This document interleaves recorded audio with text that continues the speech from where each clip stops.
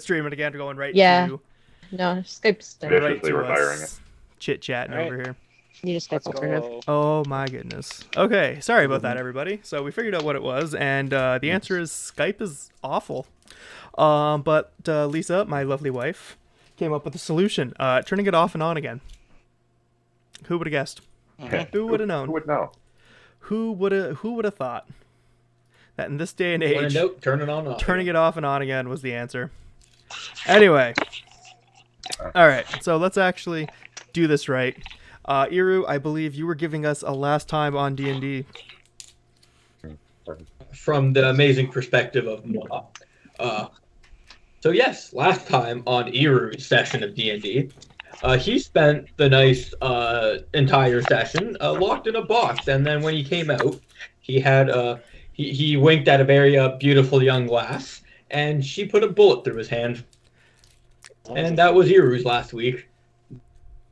Oh, a beautiful young glass. Are you sure that's the term you want to use for? If you use that, then that's you metagaming. So, Iru didn't say that. I said that. Now, why? There we go. Okay, good. Good. My stream cam was acting a little funny there. But now it should be good. Everything's good. All right, these tech goblins. Knock on wood. Knock on wood. Everything should be golden now. Okay.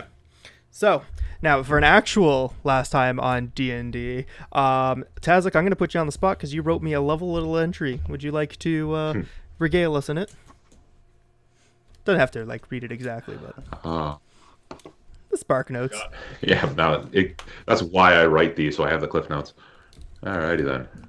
The last time on D&D, we were all drugged and brought on board the Wormwood, press gang into service upon this pirate vessel. We all tried to, or several of us tried to climb the mast. I'm pretty sure Iru was in the hot box at this point. That was indeed. And the only one who managed to make it to the top was Ratman Tazik. The Quintus was press ganged into being a cook in the galley, and our Morgan was I can't remember. I think she was set aside to swabbing, and then she just scared the living tar out of one of the pirates. It was a 31 on her intimidate roll, by the way.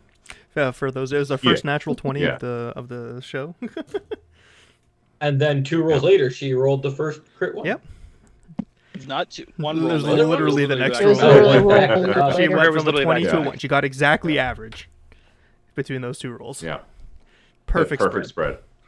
And then Eldon, not wanting to swab the deck, managed to convince his way into the kitchen and become the second cook hand, although he's likely going to get beaten for this later. We met, I met Shortstone the gnome, Agnes met a character who thought she might be able to, or Morgan met a character who might be able to get us some loot from the stuff we lost, and then Quintus got met Cutthroat Grok, the orc, and Cook. Fish Guts Croup. That's right. Fish Guts Croup. Yeah, that's between Fish Guts and Cutthroat Grok, our lovely Quint and Eldon. They got to experience the whole ship, running around errands, fetching things, and now, would you guys like to remind us about that bottle of grog that you bartered for with the owlbear? Well, after a lot of very intense and heartfelt bartering between Quintus Cook and this nonverbal individual that we've come to know as Owlbear, and a whole lot of good elbow grease, we were able to pilfer a delicious-looking bottle of grog, gave it right to Fish Guts, and turns out it was a choice select. It turns out this wild animal pissed in a bottle and gave it to Quint, and that just warms the cockles of my heart.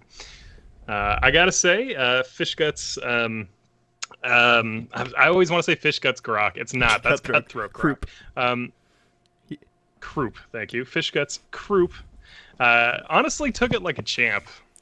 Yeah, no, he laughed it off. See, Croup, he's not as salty and angry all the time as most of the crew of the Wormwood is. So he enjoys a good prank with as much as the next guy, but don't make a habit of it. You might not like that. Anyway, finally, after Iru decided to upset one of the officers of the ship without realizing she was an officer, he approached her, had a nice little chat with her, of which she threatened him several times in, I believe, a couple minutes, before he walked away, winked at her, and resulted in him having a hole blown through his hand. Isn't that right, Iru? Yeah, it's just another scar on him. So last we left Iru, he was being led below deck by the ship's carpenter and Pitchman. surgeon to be patched up. I like that dude. And that was a pretty good spot at the end of the evening, I felt. So y'all, stayed up late into the night, trying to keep to yourselves for the most part. These are all strangers on this ship, maybe segueing a little bit into the other groups, but they're all pretty much turning their noses up at you every chance they get. So, he went to bed early, got a good night's sleep, and at the ass crack of dawn, Mr. Plug kicks in the door and says, "Wake up! It's time to work!" And so you do. Take it away, folks. Game paused. Game paused. Game unpaused. Gotta remember to Game do that. unpaused. I think. That's a weird unpause, being able to pause a tabletop. Yeah. Well, I would imagine in one of the corners, probably taking up a very small portion of his cot, is Quintus, the little homeless-looking halfling. And I think as he kind of gets up and he rubs his eyes, he looks like hungover. I don't know. He looks exhausted. Looks around at the rest of the party. He's like, "All right. Time for day 2 on the sea, I suppose." And he's already rubbing his belly. You telling me Quint is hungry? Yeah, Crazy. Shocker, I know. Say what you want, but he's pretty consistent. Crazy. Eldon climbs out of bed, does a big stretch, kind of doing some movements, kind of get loosened up a little bit, and then almost like it's second nature, as part of his stretching routine, partway through a stretch, just kind of says a little incantation, makes a hand gesture, cast prestidigitation. So we got it up for the next hour. Love to see it. Ready to clean Ready to anything go. at a moment. Oh yeah, yeah, that's right. Or Quintus soil. made a delicious dinner for us last night. Anyway, all right, Tazak, what's your morning ritual like, buddy? What do you do? What does a rat man do in the morning? Tazza kind of shakes himself out of bed and looks a little groggy and has a little of the rat version of Deadhead sticking up everywhere, and looks around groggily and goes, "I can't wait until we're out of this place."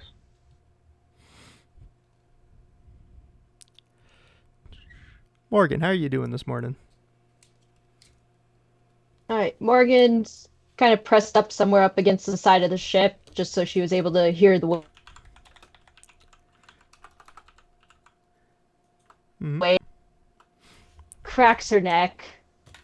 Her hair is just in all directions, probably in ways that most humans wouldn't think possible. So she kind of flattens it out and stands up and, all right, another day it is. And gets ready for work. Brilliant. Well, as you guys know, you were assigned your roles yesterday. Eldon and Quintus, you are to report to the galley to work with Croup. Tazak, you are a rigger. Morgan, you're a swab. And Iru, bless his face, is recovering in I'm going to loosely refer to it as the med bay, where I enjoy the term loosely. Officer Stitchman is looking you over. He says, "Well, mate, how's your hand?" It's been worse. Thank you for patching it up, good sir. Yeah. Fortunately, got none of that wizard shit around here. Give it a good cleaning. Patch you up right, and he takes your hand and he looks at it back and forth. Yeah, I seen worse. You're good to get back to work.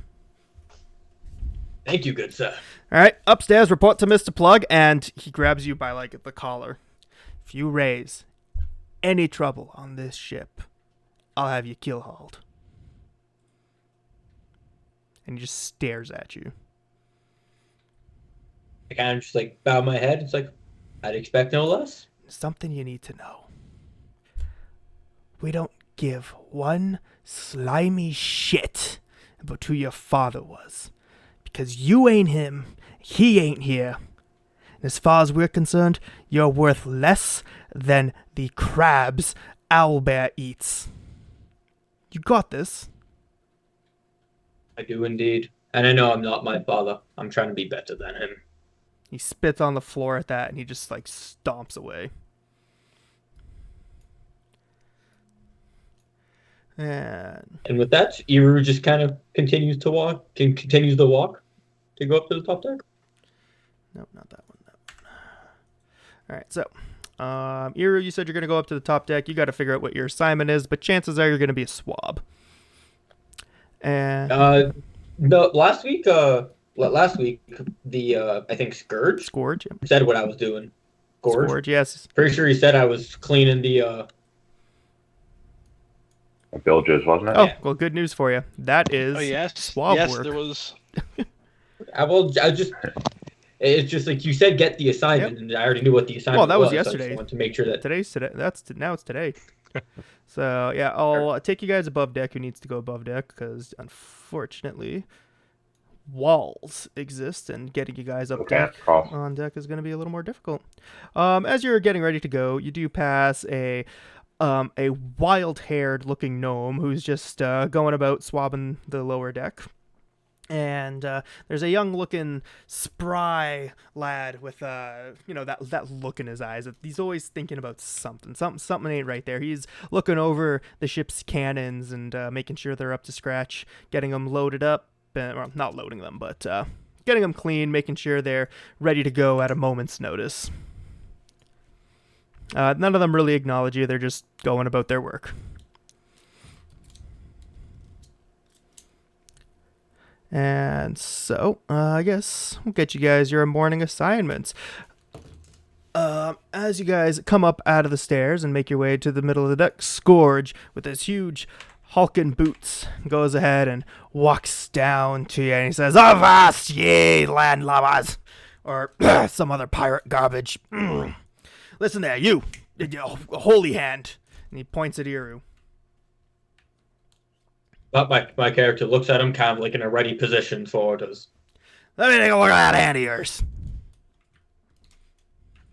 I pick up my hand and show him. Yeah, damage like that's no good. You end up with a hook. You know what a hook's good for? Not cleaning the deck? That's right. Got yourself a good head on your shoulders, you do. Now, yesterday, I told you to clean the bilges, but unfortunately, we got ourselves a bit of a guest there, caught in making trouble in the night. So, for today, you'll be swabbing. And he sticks a mop and just like a bucket of like the dirtiest water you've ever seen in your other hand. Can you make a fort save for me, please? What? I will make a fort save. This is to overcome the pain of bearing weight in an essentially open bullet wound. But with the 21, you manage to bite down on your lip and you hold that swampy, disgusting bucket of bilge water in your hand. And you're good. You get yourself to work. He points to the lower deck where you see that there is a child, a redhead, and a halfling woman who I think you weren't locked in the box yet. No, never mind. You wouldn't have seen her. You recognized them from yesterday before you got put in the box, but not you were already in the box when other people interacted with her. So, yeah, that's the lower deck down here. In case that wasn't obvious. So Scourge takes over to the Rat Man. He says, Rat Man, I got myself an idea. See that spry-looking that one over there? And he gestures to this dude standing next to the barefoot woman from yesterday. There's Ratline. I'd like to think Ratman and Ratline would make for good riggers. So go Get to work. Go talk to him. He'll figure what to do. I just grunt at him and move off. And you there, pretty one. How'd you feel about taking on a special assignment? And he cracks you a toothy grin.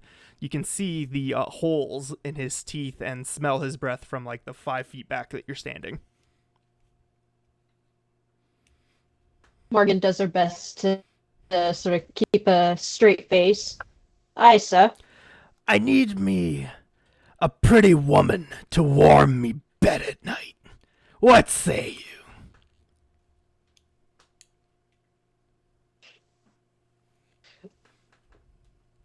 Morgan sort of looks at him, not really sure how to react. Nah. Then she looks over at the pail. Go ahead. Looks over at the pail? She kind of looked over at the pail. Yeah, looks over at the pail that Iru has, and he's swabbing it and looks back at him. No, I understand. A man of this standard doesn't cross your path every day. Think about it, love. Think about it, and let me know. I'll see you tonight. And he kisses the air and just turns and saunters back up to the to the upper deck. Remember, you're in a triangle. All right. And so, Morgan, you're swabbing. Tazik, you're going to be working the rigging. So how about I introduce you to Ratline?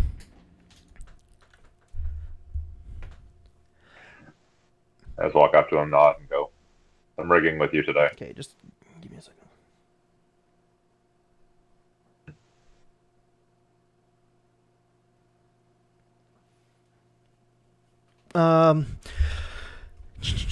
All right, yeah, you're doing the rigging today. Let me just pull up here. Now, you take a look at this guy, and he's a bit of an oddity when it comes to halflings. His arms are unnaturally long. His knuckles practically scrape the ground as he's walking. And beyond that, of those knuckles, he's missing 3 fingers to attach to those knuckles. They're all on one hand, so he's got a little bit of a, the Y thing going, but, or what was that? From Simpsons, The Touch of Death? Is that what that was? But yeah, and he says, all right, I don't repeat myself. If you're working for me, you better know how to work. And he's staring up at you because you still got an inch or 2 on him. You hear me? Right then. So for today, let's see. What was you doing yesterday? See a rigging, right? That's it. You's rigging. Yep. Enthusiastic, aren't we? Tell you what. Makes the day go quicker. I think I'm good for today. Don't need none of you rat-like folk going around messing up my ropes. Climb up there, top of the crow's nest. Be our lookout. Let us know if you see anything strange. Yeah? I know the crow's nest well. All right, then. Get up there. Take your time. No rush. Don't want to see you fall on your ass like the other fella. Good times. And he climbs up into the rigging and just gets to work, just tying ropes and repairing patches and doing all that sorts of things. I will. All right, so Tazik, I'll come back to you in a second. Roll. Oh, and just so you guys know, for your reference, after you've been introduced to an NPC, I'm going to make their name available to you. Just to get their name, to remind you of it or whatever, you just need to hover over their token and it'll give you their name. Perfect. And then I've labeled the officers as officer, captain as captain. Not that you'll see him very often, but should help you out a fair bit with remembering who's who. All right, Morgan. Well, you're swabbing the middle deck. Anything you want to get involved in, or you just want to keep your head down and work for a bit? I'm gonna keep my head down, but I would like to make a perception By all roll. means. What are you looking for? Just overhearing any gossip there is. Oh, gossip, eh? Okay. Well, that's actually pretty good. All right, let's see perception.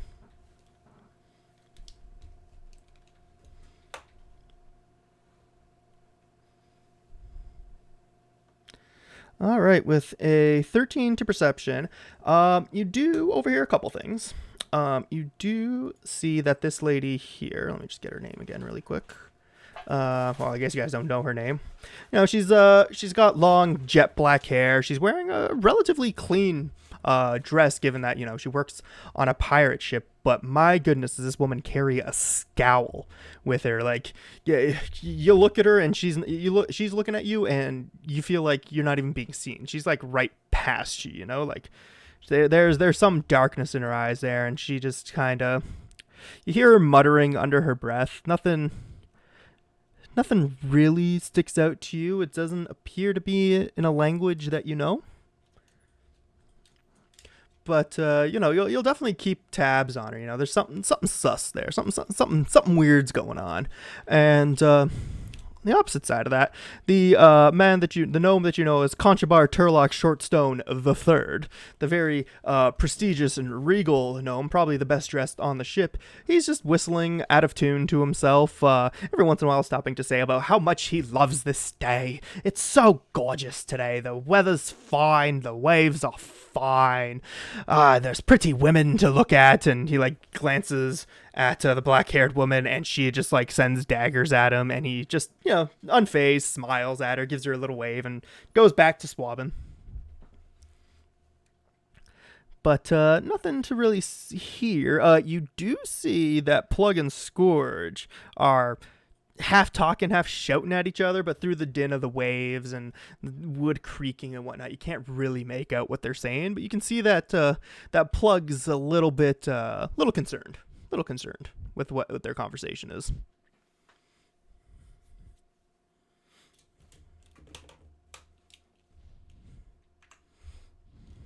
Okay, Morgan's going to make her way slightly in their direction, but not so much as to be noticed.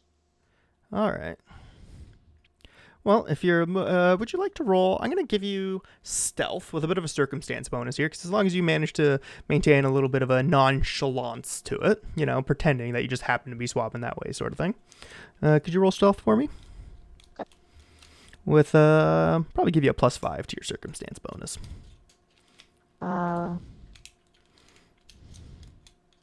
So don't worry about adding the +5. We'll just add it after. We'll add it in post.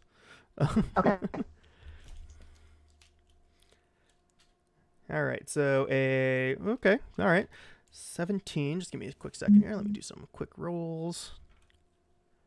All right, and awesome. Neither one seemed to really pay any heed to you. You do see Plug's eyes kind of flick down at you, and he glances at you for half a second, but looks away and continues talking. And you kind of hear him. He says, "Does the captain really believe this is happening?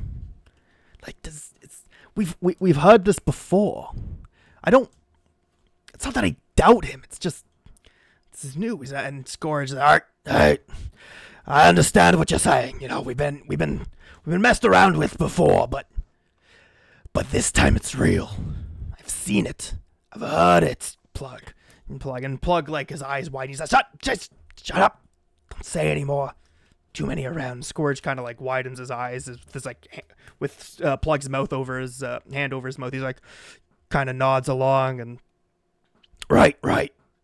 Best to get back to work then. Mr. Plug turns to him and says, "Best." And then you see him glance down at you again. Like it's a little sus that you've been there for a little bit too long, maybe, but doesn't say or do anything. And Scourge just kind of stomps away and probably walk right past you as he makes his way to the officer's quarters. And he steps inside, and that's that. You do catch a nasty whiff of like 3-month-old rum on him as he walks away.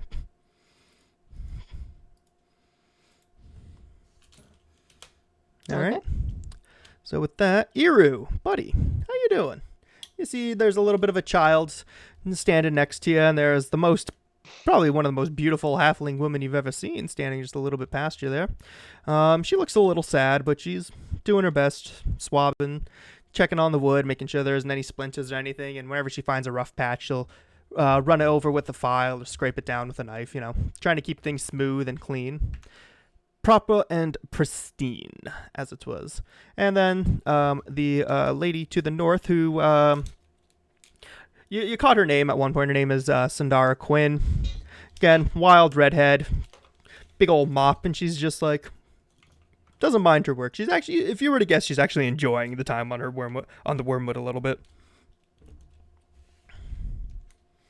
Yeah. Overall, Iru's just doing what he was told to do. He's swabbing the deck as crisp and clean as he can make it. All right. He's whistling a little sea shanty as he's going, just to keep some noise or just around him. All right, good to know. Good to know. As you're cleaning, minding your own business, the grimy little urchin there comes up to you and says, "You're what? The guy that got put in the box? I am indeed the guy that got put in the Why box. is he getting box? Why'd you go and get yourself in the box? It's a terrible place to be." The box is a rather comfy place to be once you get used to it. All right, take your word for it. Should I get in the box? Do you think? I would not recommend anyone getting in the box unless you like making some sweat. He's like, "Oh, It's rather hot in there. oh, well, that's good to know. Thanks, mister. How's your hand? I heard me mum gone put a hole in it." Yeah, your mom did put a hole in it. It hurts it hurt at the time, but now it's feeling mighty fine. I have the movement. I'm holding this bucket pretty well. Yeah, you can put the bucket down. You don't have to carry it with you, madman. I am carrying the bucket. Making a point. It was put in my hand. I carry it. All right, fair enough. Says, "Well, might I see the hand, perhaps?" And it's just like, yeah, sure. I just kind of show him the hand. He says, he looks at it and takes it like reverently in his hand. And then he like winds up and just like smacks you as hard as he can, like right into the open wound. He says, "That's for winking at me, mom, you wretch!" And he runs off. And my character kind of just like shakes his hand, like son of a. It just starts like swearing underneath his breath. yeah, you see him make the jump down to the I'm gonna say poop deck because I'm pretty sure that's I guess it's the foredeck actually. What you're on is the poop deck, and that's the foredeck, if I remember my nautical terms right. But he hops down that like 10-foot drop and disappears into the cabin underneath. Just like my character shakes off his hands, swears profusely underneath his breath, and goes back to whistling his sea shanties and continues swabbing the deck. All right, I'll leave you to that for a bit. You can suffer and swab a little. You guys feel free to move around too when I'm not actively talking. Like, get yourselves lined up for something that you'd want to do or whatever. Don't feel like you need to be stationary until I like talk to you or whatever, right? But we're gonna go below deck here really quick to where Eldon and Quintus are working in the galley. And what a day to work it is, because Croup, the ship's chef, is passed out drunk all over the sacks of grain in the kitchen. Nice. Well, that's a relief at least. I'm gonna be honest with you, Eldon. I had a bit of a rough night. I think you'll have to do most of the heavy lifting, but I can point at the things that'll need to get done. And he like takes a rough seat down on an almost burst sack of grain. Fair enough. I can handle that.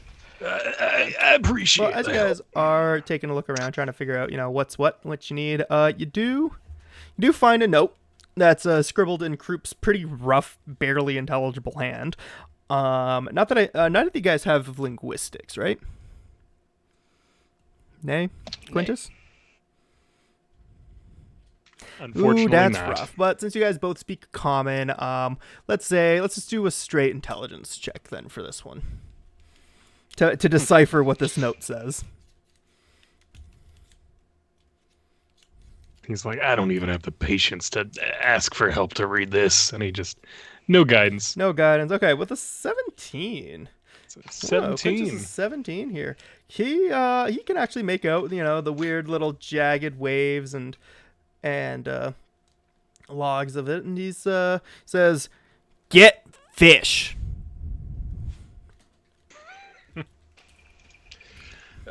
I'm no expert on, well, whatever this is supposed to be, but I think that says fish. I'm Yeah, thinking no. this might be a bit of a menu of some description. So that's a bold description of it, I would say. But yeah, yeah, maybe a shopping list of some kind. Well, we work with what we're given, and as he's talking, Quint kind of like loosely gets up and he grabs some more just raw grain and starts chewing on it. He's like, "All right, what do we have that's actually palatable over here?" So you're gonna go check the sacks. Starts looking for. Yeah, anything that he could shove into his mouth as soon as freshest possible. looking that you got here, because all the grain has definitely been a little bit tainted by Croup using it as a makeshift bed more days than not. And there's a decided like green tinge to a good portion of it, and it smells a little off. But those raw onions, they look good. Nothing wrong with these guys. Yeah, I think Quint will pick up an onion, give it a sniff, take a big old bite. Not even bother peeling it first. No, you watch as like the little like the like layers of flesh of the onion starts like falling aside, whatever that's called. Peel? I don't know. What are the layers of an The onion peel. called? Yeah, It's yeah. like We'll say the skin of the onion. Again, as usual. Is there any kind of a window or a portal galley? or anything No, in the it galley, is or is closed it kind off. of just closed off? All right, cool. So I think first thing Eldon's gonna do is kind of turn to Quintus, go, you know what? I'm gonna go see if I can track down some fish in a barrel. Maybe Owlbear can direct me to a fish or something. See if I can find my way a little bit. Yeah, I just last night. Sorry, I'm a little fatigued here. Yeah, last night I spoke to a gnome up top. I think they were real short. I think they were fishing. It might be worth chatting up. Excellent. You know what? I was gonna volunteer to come with you, but I immediately regret that. I'm just gonna sit for a second. Do what you gotta do. At least the I'll man's manage. honest. At least he's honest. Honesty's the best policy. As I'm walking out here, is Yeah, Grok's door it's a open? half door. She does have it open. She's looking at you. She's like, "Yeah, what's up?" You know where I might procure some fish. Master Croup has left us his intentions for the meal today. Oh, fish, you say? Yeah, I think I got some back here actually. And she like turns around. And you see a rummage. Could you roll perception for me, please? Absolutely. What's your wisdom score? -6. 10-ish. Negative Whoa. 10. All right, be with your a 9 to perception, you do notice as she turns around that that storage room is pretty cluttered, and you're seeing some familiar-looking items back there, stuff that you might have purchased at some point, stuff you might be a little bit familiar with. As she's kind of doing her rummage, did I happen to notice if Grok has any ink? Yes, she does have ink. Okay, make a note of that. We'll circle back to that. Just let her kind of finish her rummage. Not do anything to acknowledge that, but just kind of mental note that. She's done her rummaging. It wasn't that difficult to find what she was looking for. She pulls out a bucket that is labeled with chum, but it is very much empty. And she hands you, in the other hand, a fishing rod. Fish! Much appreciated. Take the fishing rod in the bucket and just head out. Just head straight this way. Just trucking. Just Up trucking. above deck. Here we go. Yep. Nod to Owlbear on the way by and just head Owlbear straight looks for at the you and he upper like deck. bangs his chest a little. Ooh. Give him the kind of sharp nod and just keep walking. How do you do on the barrel of Dude, crabs? that Is it barrel just, of like, crabs has been done empty? eviscerated, and there's like a definitive like scent, a stronger scent coming from Owlbear's bedding, toilet, all three. Excellent. You're Yes. just gnawing on the barrel. Yeah, just kind of. All right, I'll get you up there, buddy. Or to the Teleport. next level of the deck, I guess. Jump across that ocean. There you go. You come out. I mean, if you're gonna get yourself right fishing, or would you like to get to know any of your shipmates while you're working on your task?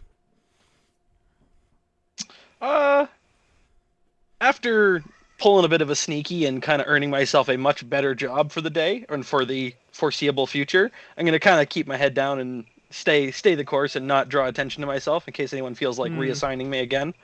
And the one on the far side of the boat is Ratline. Now, there was one yesterday that was fishing. Quint Yes, mentioned the you one that actually was passed fishing. her on your way up. Halfway. You guys knew her Okay, name. she was below I deck should still. have, Gotcha. Okay, released that. no worries. I'm not perfect. Okay, no worries. That's fine. I'll just kind of find a spot that I can kind of post up along one of the rails and see if there's see if I can get a good line to toss a line in the water. But while I'm there kind of getting organized, I'm going to take a full round action and kind of glance around, scan the sky, and use my weather savvy ability, racial ability. And basically, so with a full round action, I can accurately predict the weather in the next 24 hours. Here. And the only thing that meddles with that is supernatural. Well, right now the skies are crystal clear, but you definitely get the sense that there is a storm coming in. Looking off in the distance, you can already see there's a little bit of clouds forming there, and you know that you guys are in for a pretty rough night by the looks of it. Okay, good to know. As I'm coming up here, kind of passing by I'll kind of pass by the gnome here and start shuffling along towards a spot on the rail here where I can get a good grip and not fall off, but also get a good view to get a line down in the water. All right. Well, do you have profession sailor or fisherman or anything like that? Let me see what we got going on here. Profession, nay. I have no profession. No trained professions. All right. Well, let's see. Fishing. Take a survival. I can roll survival. Let's do that. Let's see what happens here. That is 19. All right. Well, I will get back to well you're is this so a little bit about Eldon. Has he ever fished before? Yeah, he grew up. His father was a fisherman in a small town, and fisherman/carpenter in a small town. So he grew up on a fishing boat, kind of just up and down the coast, and helping his dad pull nets and fish over the side and all that sort of thing. So he's been around fishing, just never really picked it up as any kind of profession or any sort of real talent for it. I respect that. All right, so definitely not afraid of the fish, not afraid of the fish or the rod, but definitely not something he goes out of his way to do by the sounds of it. But first time in a while, kicking ass. You've only had the line in there for about 5 minutes. You already pulled out 3 gorgeous looking somethings. I believe I actually have a table, a table of 1,001 different fish. So we're going to you better roll, see how many and what kinds of fish you pulled out, but we'll do that in a little bit because Quint hasn't gotten much time yet. Yep. So Quint, how you doing in the kitchen? I think once once Eldon leaves, Quint will kind of sidle his way up to the door, look out the hall, and then close it. Then he looks over at Fishgut's crew, and he says, "Well, guess we're gonna have to cook something, huh?"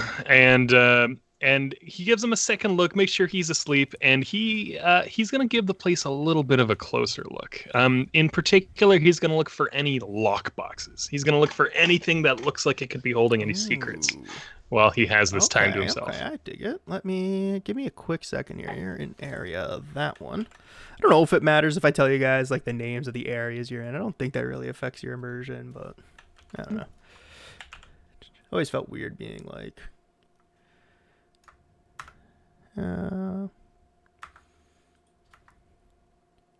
let's see here. What sort of would you like to roll perception for me, please? Sure. Yep.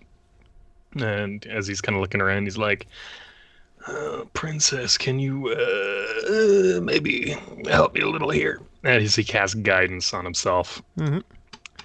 Whoops. It would probably help if I rolled that. There we go.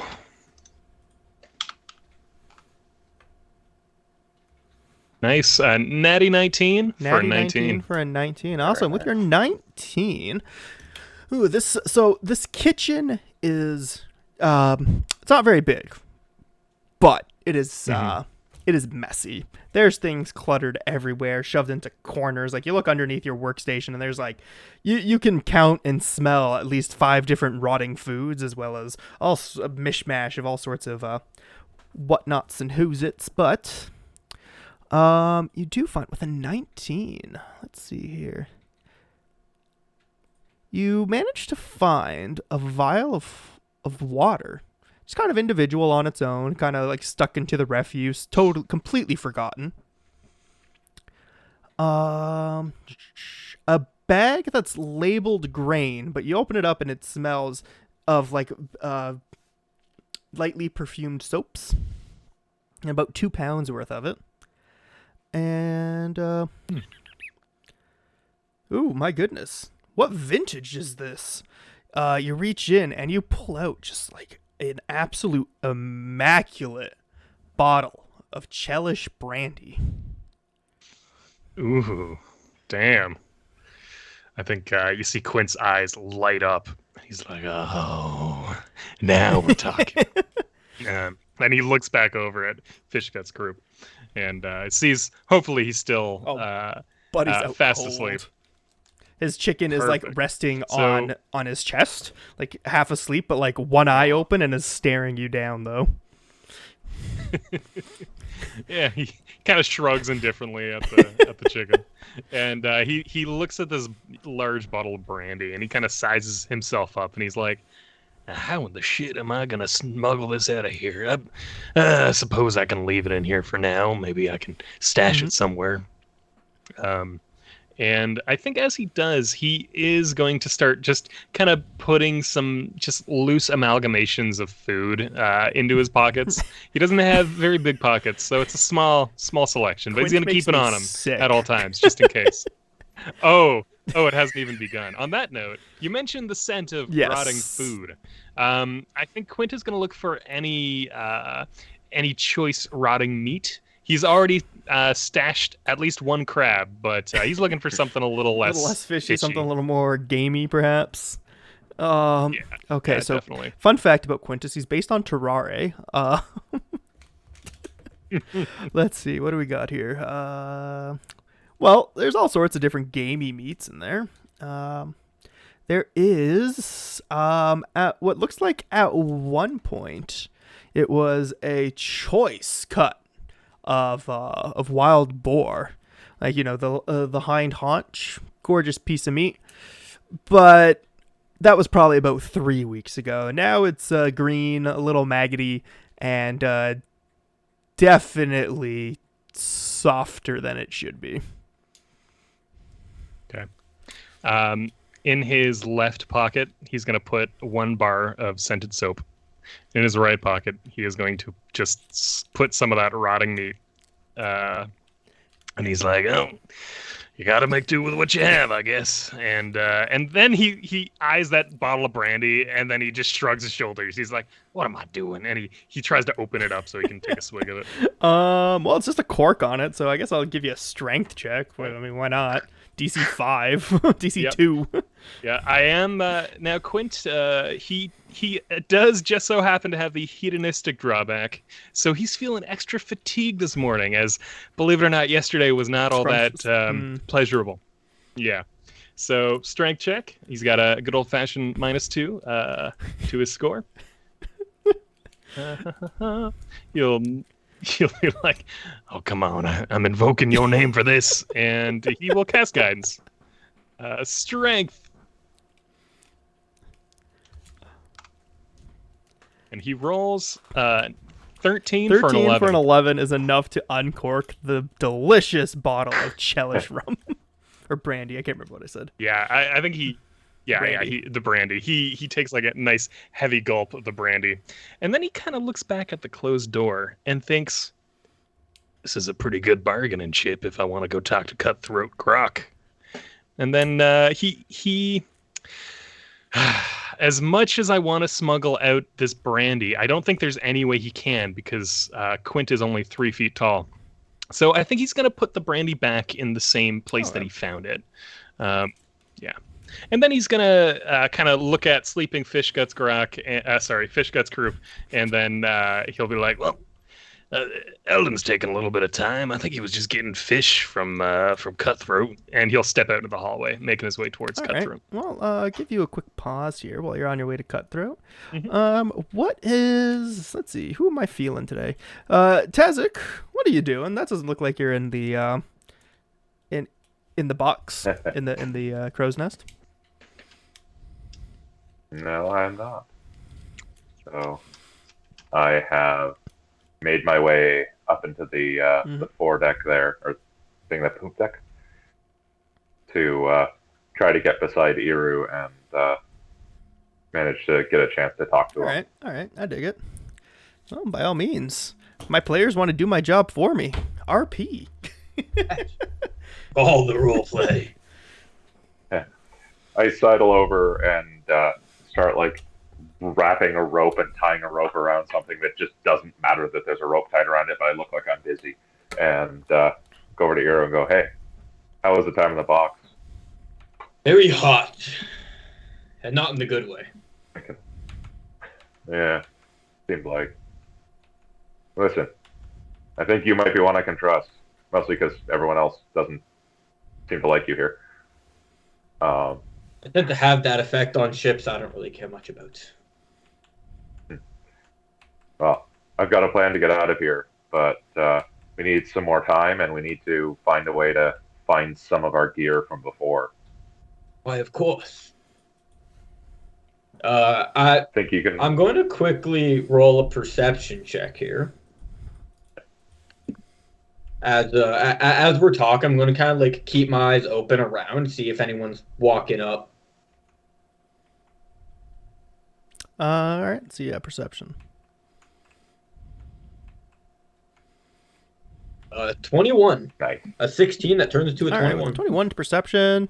Nobody's paying attention to you. They're all too busy working. So it's just like, yeah, it's just like I'm kind of like here, just like swabbing this like one spot, getting it real spick and span. And it's just like, well, of course, it's just let me know what you need done, and I'll try to help you out any way I can, little mousy friend. Right now, we need to lay low and keep our and make them think we're being good little pirates. Well, First chance we get to betray them, though, I plan on taking some good revenge on everyone in the ship. I do have as my character kind of just like says below, like underneath his breath, kind of thing. It's like I do have revenge that I want to get on someone. I kind of like look down in the hole in my hand. Revenge we will have. I gotta get up to the crow's nest before they rouse suspicion, but I think we can talk later. Maybe in the galley. I hear from Quintus there that it's a safe place to talk. Talk. And I gotta sort of start walking back towards the crow's We'll nest. talk later, good sir. As I kind of just like go back to swabbing the deck.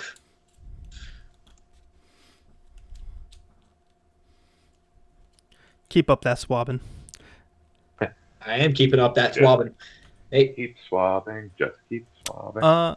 so for how long I've been swabbing now? How clean is the water? Should I go get some new water to? Because at this point, I feel like I'm just pushing mud. What are you standing beside? The water buckets. That's what I'm asking. Okay. Because I don't know. I don't know if this is drinking water or I don't want to pollute the water and then get shot in the other hand. That's fair. Well, as a pirate of 50 years, why don't you roll a profession sailor check?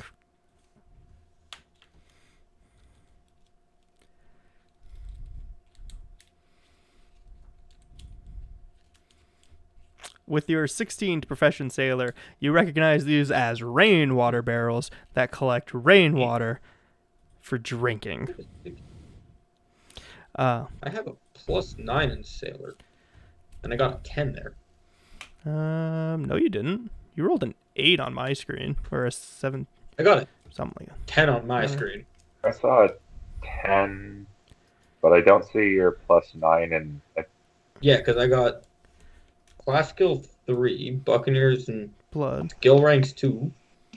So that's a 6. Because yeah, I have a. Wisdom 0. I mean, that math checks out. It was like, yeah, on my screen I rolled a 10 and it came up as a 16 when I have a +9 in my sailor. Where do you? Well, what's the Yeah, additional because +3 from? The math checks out. You should only have +6. Where are you getting this? I don't know. That's literally what I literally did when I was making the character and using all the features. I have Trench Navigator and Buccaneer's Blood. Profession sailor. Looks like Trench Navigator is not pulling any. Yeah, Trench into your Navigator isn't doing roll. anything, and Buccaneer's Blood doesn't seem to be adding either. Oh, Buccaneer's see Blood one is added there. For a in lot of the Buccaneer's for a lot of the traits in Foundry, Yeah. you have Yeah, to which add them I did, manually. and like under Trench Navigator, it should be Well, adding something. you have to go in and add the math. Oh yeah, it even says +9 on your skill modifier. That's crazy. Then what? So Yeah. that's exactly what I mean. I have a +9 in sailor because I'm really good. 2 from I'm really good at skill sailor. ranks. So Class skill. Should be... well, we'll just call the 16 now. We'll figure this out. Yeah, afterwards. that's fine. But yeah, For now, 16, that's weird because we'll it definitely does keep say it going. +9 on the. Are they non-stackable That might be bonuses? it. Maybe. Not sure. Maybe. If they're the same type, that Yeah, would be because I it. just rolled a 4 there and it came out as a. All right, whatever. We'll figure it out. We'll figure it Yeah. out afterwards. We'll fix it Okay, in so post. 16 with the. All right, so 16. Don't exit the application. Don't do that. 16 to your profession, sailor. You do acknowledge that those are for drinking, not for replacing bilge or swab water with. But you do also know that any good pirate will just go down to. There's a barrel full of bilge water in the lower deck, so you can use to refill, and you just dump the used water off the side of the ship. I do exactly that. I kind of chuck the water off the side of the ship and go walk down into the basement and fill up, and I'll come back up and keep swabbing. All right, cool. Well, I'll leave you to that. That'll take you a few minutes. Tazik, you said you went back up to the crow's nest, right? Yeah, I was gonna go back to climb right. up to the crow's nest. I'm assuming I need to roll a climb check. No, you're not under any duress. Take your time. You're good. There's ropes Fair and enough. stuff to help you get up there too. The reason why you guys had to roll for climb last time was that you had a very angry Mr. Plug breathing down your neck, stressing you out a little bit and rushing you along, enough. right? So Iru's doing his thing. Tazik, actually, while you're up there, could you roll perception for me, please? Sure. Nat one. Wait, shoot, is that covered by the open game license? With a 23! Sheesh! 23 to perception. You see absolutely nothing on the horizon. It is crystal clear. You think you see a whale spout. But, nothing out of the ordinary, just ocean. Not a single spot of land in sight, though.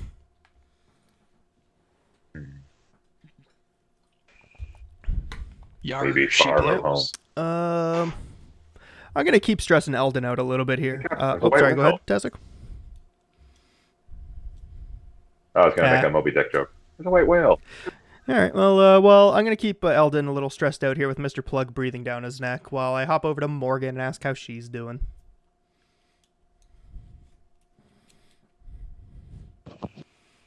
Morgan notices Iru, so she's going to make her way over to him. And as you walk up, it's like, well, hello, Blackheart. How are you doing today? Well, and you? I'm doing mighty fine. It's a bit of a sore hand, but that's to be expected. I can imagine so. So, how was You heard anything? heard anything? Not really. I've been keeping my peace of mind at the lower deck over there, just swabbing and whistling my good old sea shanties. Seems there's something going on. The higher ups are frazzled. Ups frazzled. And in my pirate years, there's plenty of things that can make pirates frazzled. Now, what is it? That's a very good question. But Yeah, I'm sorry to break these news, but I have not heard anything. If you do hear anything, let me know. Of And she course. kind of makes her way on further down, swapping the deck. Trying to see who else is on deck here. You're that man you just approached. I'm cut through him, but I'm really just walking around. All right, but can you roll a fort save for me, please? Because that man has a stench.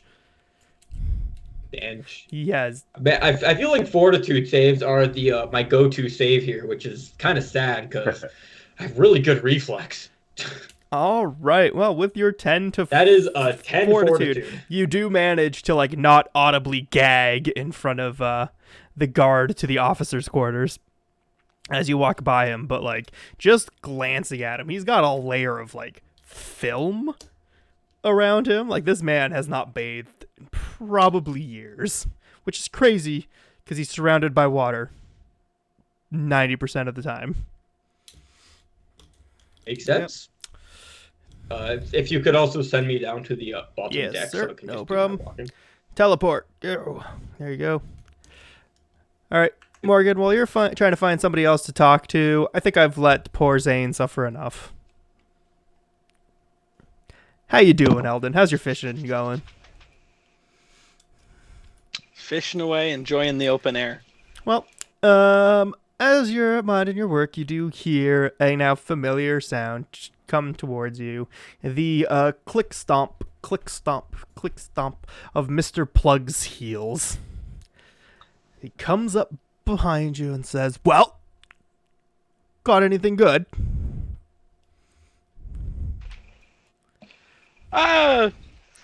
Can't say it's my best catch ever, but it should suffice to make a half decent meal for the crew and kind of gesture to the bucket. Ah, yeah, it's a good bucket. It's a good bucket of fish you got there. Yeah, almost enough to feed the whole ship, it seems. Well, I wouldn't say so. Like the crew to have their strength, so I'd like to get a few more down before I return to Master Croup. Ah, kiss ass, I see. As he takes a look at your fish, you know, is that a breen in there? Be honest with you, sir, I'm not too good with my fish. It's I a wouldn't. good answer. Don't pretend you know shit you don't. Because that is most definitely not a breen.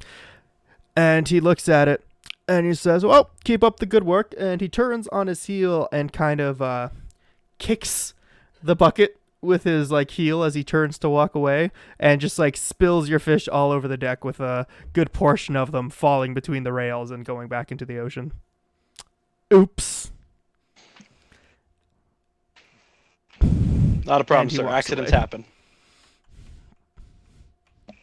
He's not steering the ship, and I'm not steering the ship. Who's steering the ship? I don't know how to tell you this, but there's other people on the boat. I know. But with that, we're going to take a quick, let's say, 10-minute break. Everyone freshen up their drinks, do what you got to do. I'm going to switch us over to the Be Right Back screen, and going to go interact with chat for a little bit, I think. All right.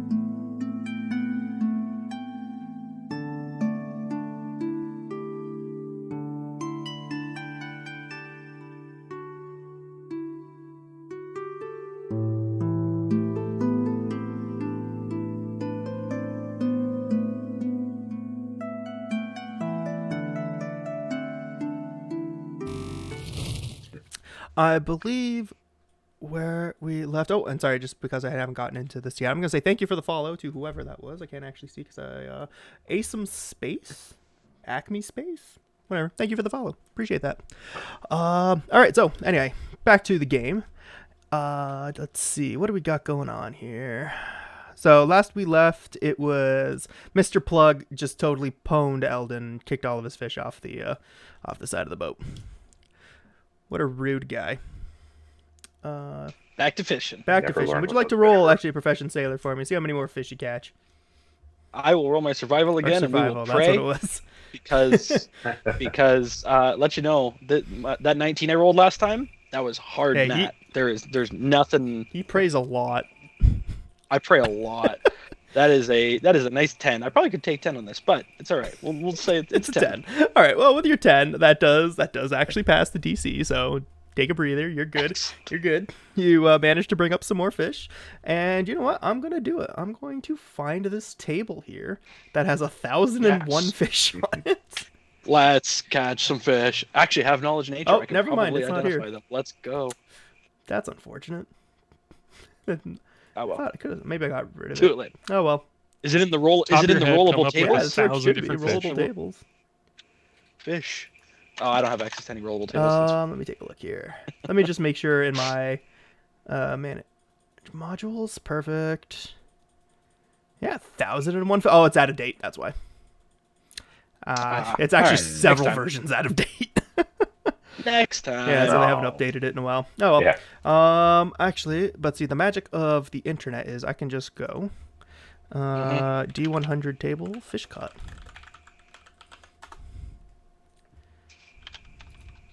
Oh, and then Reddit to the rescue. All right, buddy. Would you like to roll? Let's say, yeah, roll D100. Obviously. Let's roll 3 D100s. I'll tell you what you catch here. Ooh, okay. I will roll one first. That's an 81, and then I will roll 2 more. All right. 81. Was that And oh a god, total of So then- 53? that's a yikes. Okay, so an 81, a 10, 81, and a 10, 43. and a 43. Okay. Alright. With your 81.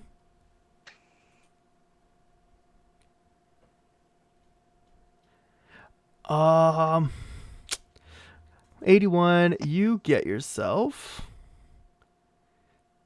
Oh, okay. This is weird. One I should have vetted this a little harder. A hollowed out coconut shell with an octopus living inside of it. Interesting. Aww. Let's see. And then you said a 10 and a 43. Is that what it was? 10 and a 43. Oh, okay, here you go. This is pretty normal. You catch yourself, I guess, hold on, let me do quick math here. 14 yellowfin tuna. So that's all right. That's a lot of Decent. big fish. That's There's a lot of fish. I like this table. I don't think I'll. Maybe like 7. Oh, sorry, Maybe like sorry, 5 mahi of them, mahi. because like That's what you yellowfins. got there, Yellowfins. mahi mahi. They're huge. Okay. My bad. Mahi I think mahi they're are even still, bigger than like, yellowfins. pretty big. Yeah, those are like one mahi is gonna feed the crew. All right, let's do that. Let's keep it real. Let's say like 1 mahi mahi and 5 yellowfin. These are like I'm catching sardines. Oh, I'm clump of catching kelp. anchovies, There right? you Like go. anything Yeah. small and dumb enough to bite a hook. It's like it's a, I got I got a I gotta chum see about bucket. getting Let's that be honest. table updated because I was really excited for that one. There's like a 1% chance of Well, that like might be a fishing table like for if you're, super like- magical items that are just like they're super in super niche situations. They're hilariously powerful, but 99% of the time they're just like, why do Amazing. I have this? Pull a Minecraft, fish up a That's fishing right. rod with your An fishing rod. magical fishing rod, mind you. Yep. All right. Well, you're fishing away. You're doing pretty good actually. You've been fishing for a few hours now. I'm gonna say after I'm done with Quintus, I think then everyone's had 2 rounds of doing things, right? That sound right? I think so. All right. So after About that. after I handle Quintus over here, we're gonna fast forward a few hours and we'll go into the evening and take it away from there. So Quintus, talking to Cutthroat. How you doing, buddy?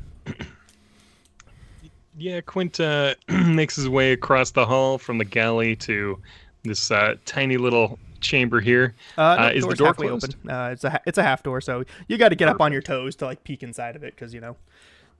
Yeah, I think Quint kind of like puts both his hands on top of the door and kind of like pulls himself up. He's like, "Hey, Cutthroat, you Hi. over there?" Oh, yeah. What's up? What? Pleasure to see you. You've been real kind to me. I do appreciate that. I was just looking for my buddy here. I had some help in the kitchen. Eldon, I think he went this way looking for Yeah, fish. gave him up a rod and a bucket and sent him on his way. Fishing's an option on this boat? Well, of course it is. She looks at you like you're stupid. I should have went with him. Yeah, my apologies. A little tunnel visioned. Bit of a rough night, but I'm sure you're used to that. Being on this big old ship. Oh, I gotta say, by the way, I've been on a couple of ships in my time, but this one's pretty nice. It's seen some years, but it's got some charm to it. How long? Yeah. Oh, you must have been on this for ages. Longer than I care to tell. Anyway, you were saying. Yeah. I was just. I'm just making small talk, I guess. I'm looking for my buddy, and I couldn't help but notice a fine selection of, well, everything behind you. I had a few select items on my person the night before we were, well, taken. I was just wondering if there's any chance of getting some of those items back. I'm a little worse for wear without them. The slightest idea what you're talking about. Everything here we picked up in port. Totally legally, of course, but is there anything specific that you're looking for? Of course. Thankfully, all of my chef's utensils, they've been taken care of by Cutthroat group over there. He's a nice guy. Misunderstand. Cutthroat me, fish guts he. Oh, silly me. Are you drunk? Let me try that again. Oh, I'm trying. Well, I was hoping maybe you could help me a little bit in that journey, though. Do you have anything for, say, barter? Trade? She stares at the stuff behind her. Yeah, I got a little bit. Excellent. Well, don't suppose you have any flay leaf, any beverages of literally any description? Only beverages we have alcoholic. Substance? Flay leaf, I have several bushels under here, but keep in mind, Scourge is a big fan, so you'd be fighting him for the inventory. No, good man, I see. Man after my own heart. Don't flatter yourself. All right. Yeah. I'm just doing what I can not to step on any toes. I'm sorry. I should stop bugging you. I do appreciate you taking the time to talk to me, though. Please? Yeah, no trouble. Yeah.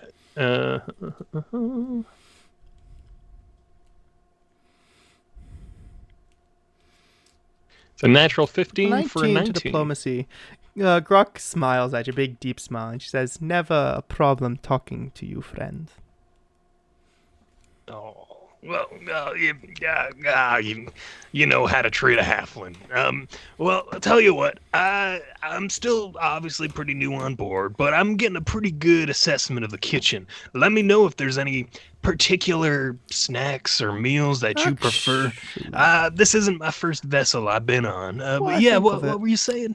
I think my roommate there, he got himself a nice little barrel of wine a few ports back. Don't believe he's cracked it yet. Tell me something here. And then she leans in real close, looks at you real serious, like that light airiness in her eyes is kind of like evaporated.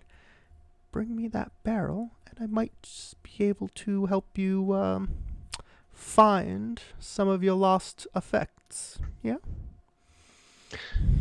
Fully understandable. Now, I find discretion is really the most important property an individual can have, and I can assure you I am rather discreet. If I were to, say, leave this barrel somewhere for you to stumble upon, well, what works best? My dear, we're in the belly of a ship where the only person who can see us is an invalid. Oh, yeah, I suppose that's fair. Tell you what, I will see about dropping it right outside your door. And then he kind of like looks around and says, "How big is this barrel?" How big are you? About half. Yes. About half. 3'3". It's a butt. No, not a butt. All right, Butt's huge. Okay. Shoot, what's this? Yeah. I used to know all the barrel loads by and it's I don't know, like a foot tall sort of thing. Like, Quarter draft. sorry, what'd you say? Quarter Quarter draft. draft sounds good. One of those. Now, has Quint seen this barrel that she's describing? Would he You've know seen several where to barrels find it? inside that kitchen. Mhm. Cool. Okay.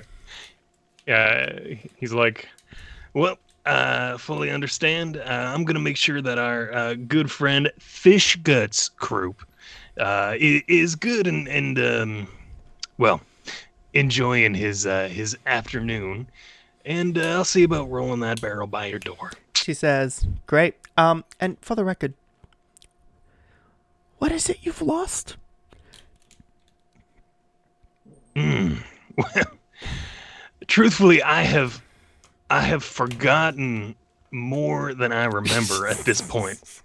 But let's see. I had some very particular tools used in a previous line of work. I was an on-call locksmith, so if you see any particular locksmithing tools, there's a very good chance they might be mine. You'll see a little QC carved onto the side of it in common tongue. That'll be mine. As well, you'll likely see a handy-dandy little underwater light crossbow. It's sized for someone of my Diminutive. size, so you'd probably recognize it. Yes, quite. Some would even describe it as small. As well, there I do have a very particular pouch. It will be a black leather, and on the inside there will be a variety of different dried herbs, as well as small gemstones and shavings of metal. Don't worry about the specifics, but I would like to find that back within my own, I'll purview. see what I can do for you. But I appreciate that. one for one. And she winks at you and closes the door at that. Closes the top of the door. Yeah. Okay. Yeah. I think Quint would kind of like mull that over, and he'd look over and he'd see, at this point, I'm assuming, Iru. And he'll kind of like start making his way towards him. Hey, how you doing? How's that injury doing? I had a slight chance to look at it last night, but you seem to be doing well with the hole in your hand. It still hurts. Been better, been worse. Yeah, I can imagine. Have you been pumping the bilges with a wound on your hand? Oh, all right. I mean, well, hey, at least there's salt in that water, I guess. Though I do insist that perhaps at some point you can come visit the galley. Let me take a closer look at that wound. Why, of course. If there's anything you need, let me know as well. Oh, you know what? Come with me right now this second. Let me look at that right Of now. course. And then he just quickly scurries You into hear the galley. Hearthstone like as he like watches you guys like scuttle away.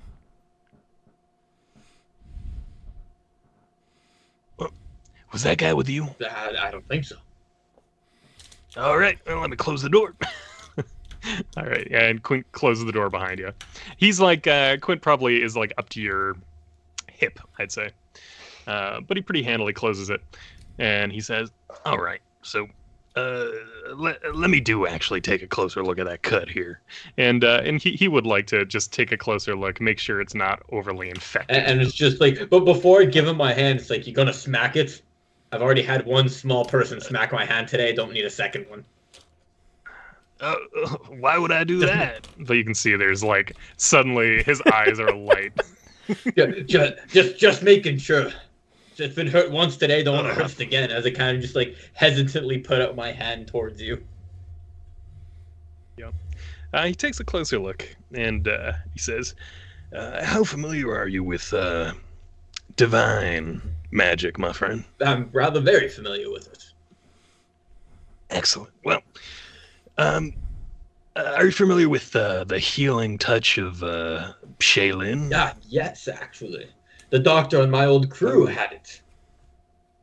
Oh, excellent. Well, the goddess of love herself, I think, would be more than happy to make sure that you don't die over the next couple days from an infected hand wound. That was pretty badass, getting shot in the hand like that. You took it like a champ, but I don't think you can maintain that kind of, well, shot for shot, I guess. I don't think you can survive getting shot in the hand every day for the next several weeks till we make it back to If port. they keep shooting in the same spot, it'll just keep going through the hand. yeah, you're funnier than you look, and that's saying something. And at that, he kind of inhales deeply. Then he exhales, and he puts his hand over top of your wounded hand. And you feel this really strange sensation. It's almost like a warmth building from the top of your hand. It starts deep in your stomach, and then it rises up, and then it goes down your hand, and then it comes to a really to a crescendo, and then it leaves your fingers feeling tingly and warm, and you almost feel hungry isn't the right word, but there's like a warmth inside of you that, as it begins to fade, you're kind of happy that it fades, because it wasn't unpleasant, but it made you feel like you needed something. Yeah, and he casts Cure Light Wounds on you. Yes, And Game as he Master, does so, he's like, you're exactly correct. There's a reason why I kept it in chat. yes. I've never said what. Excuse me? I'm just. Anyway, continue with your RP. And yeah, so then he kind of says, "All right, I need your assistance here. I had a very pleasant conversation with Cutthroat Grok. I don't know if you've met her. It seems like she's in charge of distributing items. I would assume some sort of quartermaster. She seems to have, full access to all of our equipment that she assures me was legally acquired. But anyways, I need your assistance in rolling a nice choice select of wine out of here." And as he says that, he kind of looks over at Fishgut's Croup and makes sure that while the chicken's eyeing him, hopefully he's still Oh, asleep. Croup is like, all he's done this whole time is like pass gas. Like, he's the chicken hasn't moved, Croup hasn't moved. The grain is getting progressively soggier, and that's that. Well, feel free to discreetly spread the word that here in the galley we've got a fair amount of privacy. Of course. And in terms of meeting people, I haven't really met a lot. I met the lass who shot my hand, and I met the man who shoved me in a box. And yeah, that seems to be going great. And I've met you. I've met a little mousy friend, and I've met Morgan and Eldon.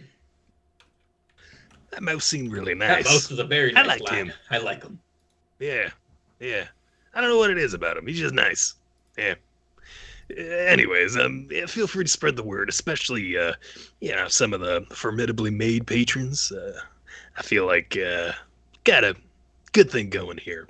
And let's just say I have a vested interest in making sure that we, survive this ordeal. So do I. Now, do me a favor. I'm on the lookout for some kind of barrel of wine. And as he says this, Quint's going to start assessing some of the barrels in the kitchen, see if there's any hidden in here. I will keep my eye out for any barrels of wine. I'm currently looking for the... Oh, no, go ahead. What are you looking for? I'm currently looking for the water so I can get to refill on this bucket so I can keep cleaning the deck. Oh, yeah, I do appreciate you coming in here.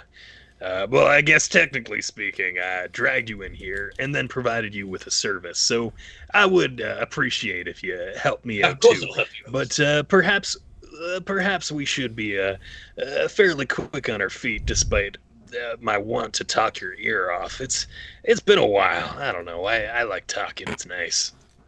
It is rather a fun thing. I fully agree.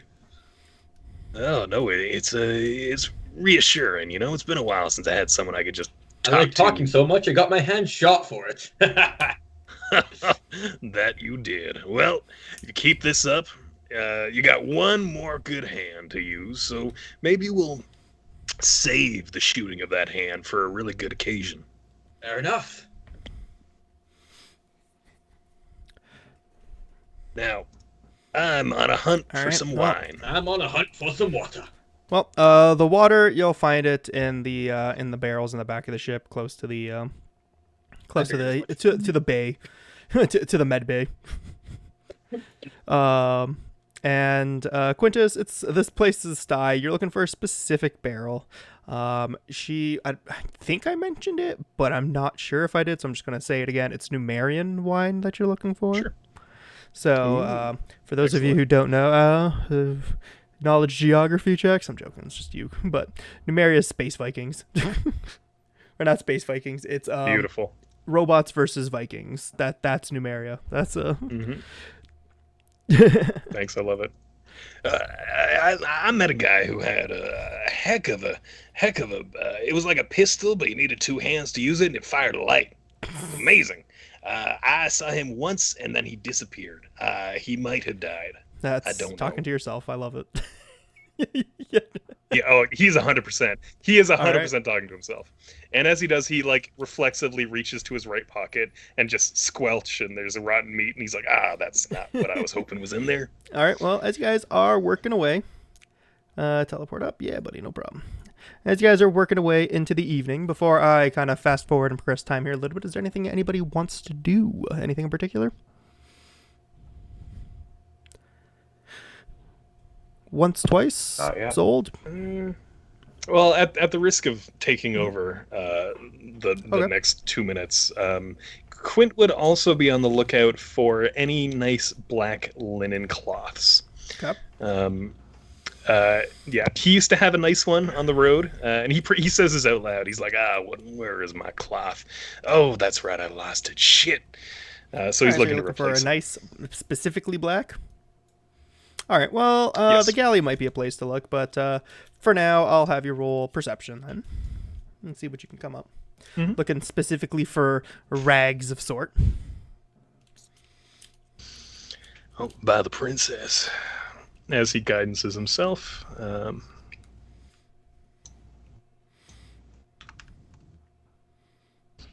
Oh yeah. Oh yeah, the natty 2 two for two. Yeah. No sign of any black rags, but there are a lot of bloody ones. A lot of dank bloody ones. Like you didn't know that cloths could really rot through, but boy are they. It's a veritable petri dish down there. You know what? In fact, it's so disgusting in this kitchen. Can you roll fortitude for me? You got it. That is And a 8 to eight. 4. Oh dear. Okay, no problem. We'll leave that where it is. We're gonna fast forward a few hours here then.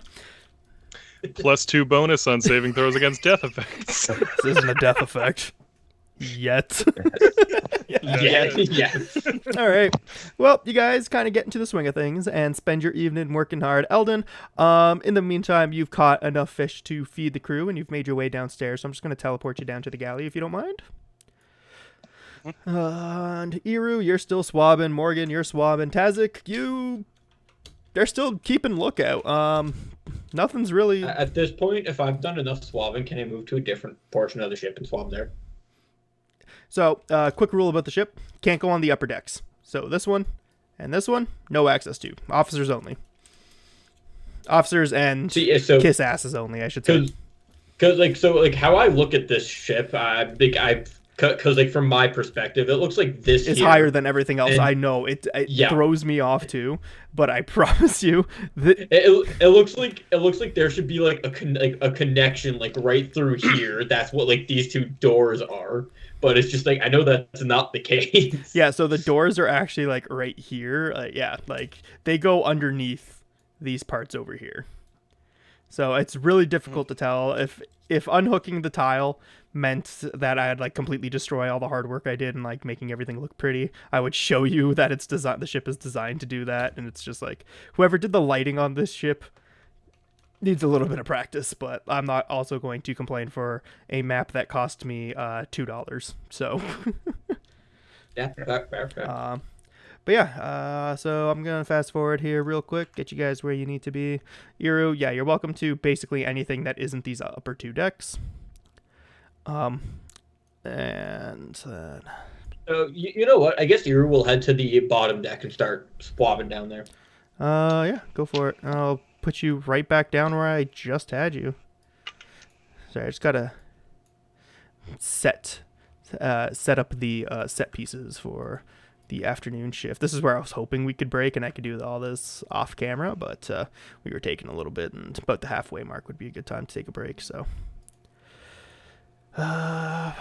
okay, Captain, and then 2 more.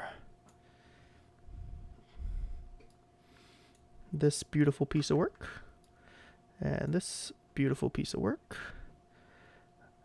Does anyone remember? Oh, that's right. I just made him that. Just love how you guys can just like see them like scoot across the map and whatever. As they're just like flying into place. And then actually, you're going to go over here, and I'm just going to drop you in the middle of the ocean and turn you in. Actually, no, you're going to go over here. All right, so there you go. A few hours have passed. You guys have been work. The sun is starting to set. It's not late enough for the workday to be considered over, but something strange does happen.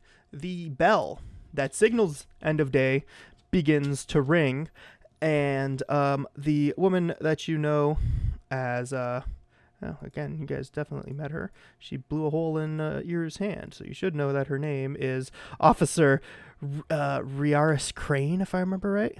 Riaris Crane. That's it. She shouts, "Captain on deck! Fall in line!" Oh, I guess we get teleported back up to the main floor. I knew it was coming, and I was like, whatever. So, Quintus, Eldon, you guys don't hear it because you're in the basement. Grok knew this was coming, so she's going to be up on deck. But as you guys are working away, Creep's passed out. And why is that there? Do not... Oh, thank God. Whoa. The game just froze, and it looked like I clicked reload application. I thought we were all going to be here for like 2 minutes as Foundry relaunched. Vamp. All right. Well, Quintus, Eldon, you guys are cooking away. Real quick, Quint, can I get a profession cook roll from you if you have it? Yep. You got it.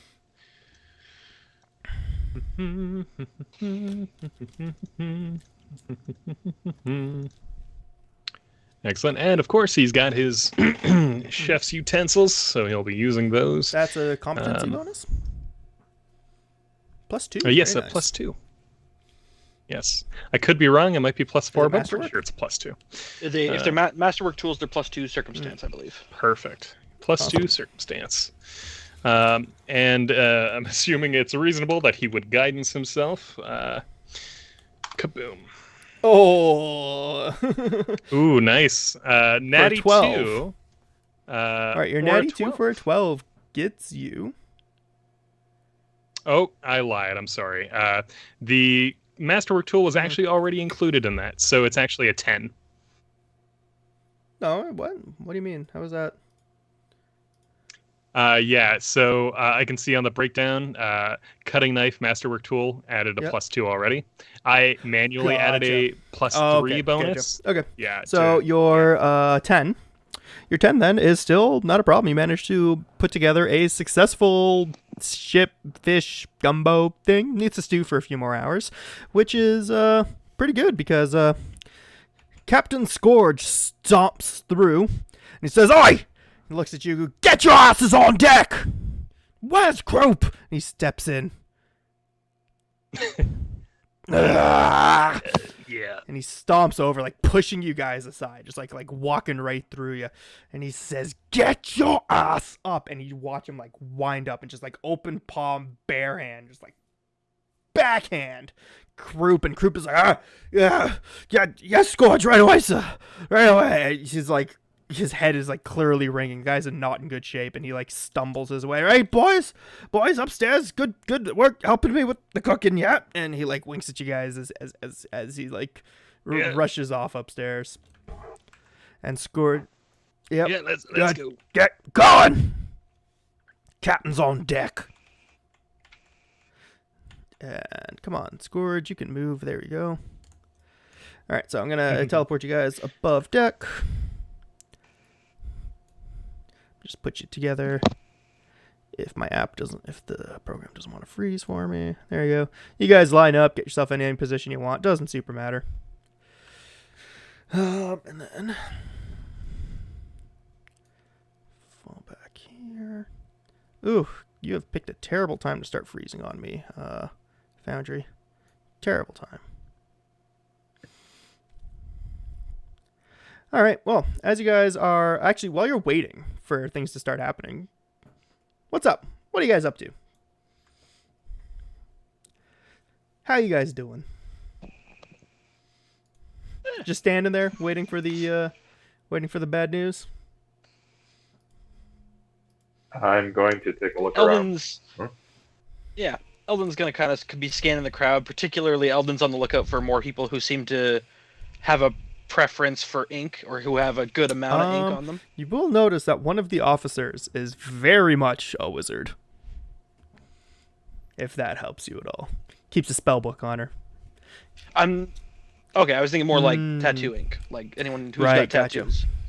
Who's got lots of ink, who's got lots of tats, who's got lots Ooh, of... that's a good question. Ink is actually pretty hard to come by on this ship, but I do believe Captain Barnabas has some.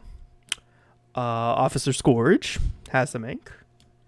And if you want to roll perception for me. Yep.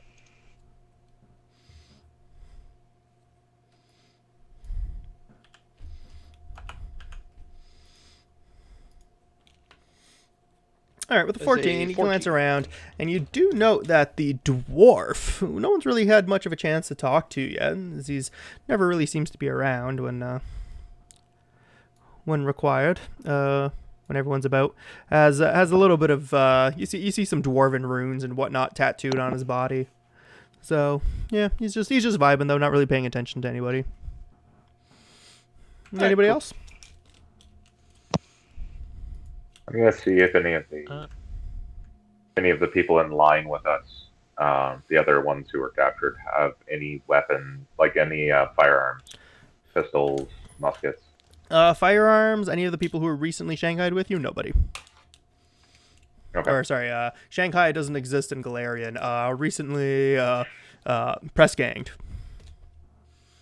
Yes. Bamboozled. Great bamboozle. Perfect. Excuse me. All right. Well, if there's nothing else, I guess we'll start with the railroady part of today's session. The cutscene, if you will.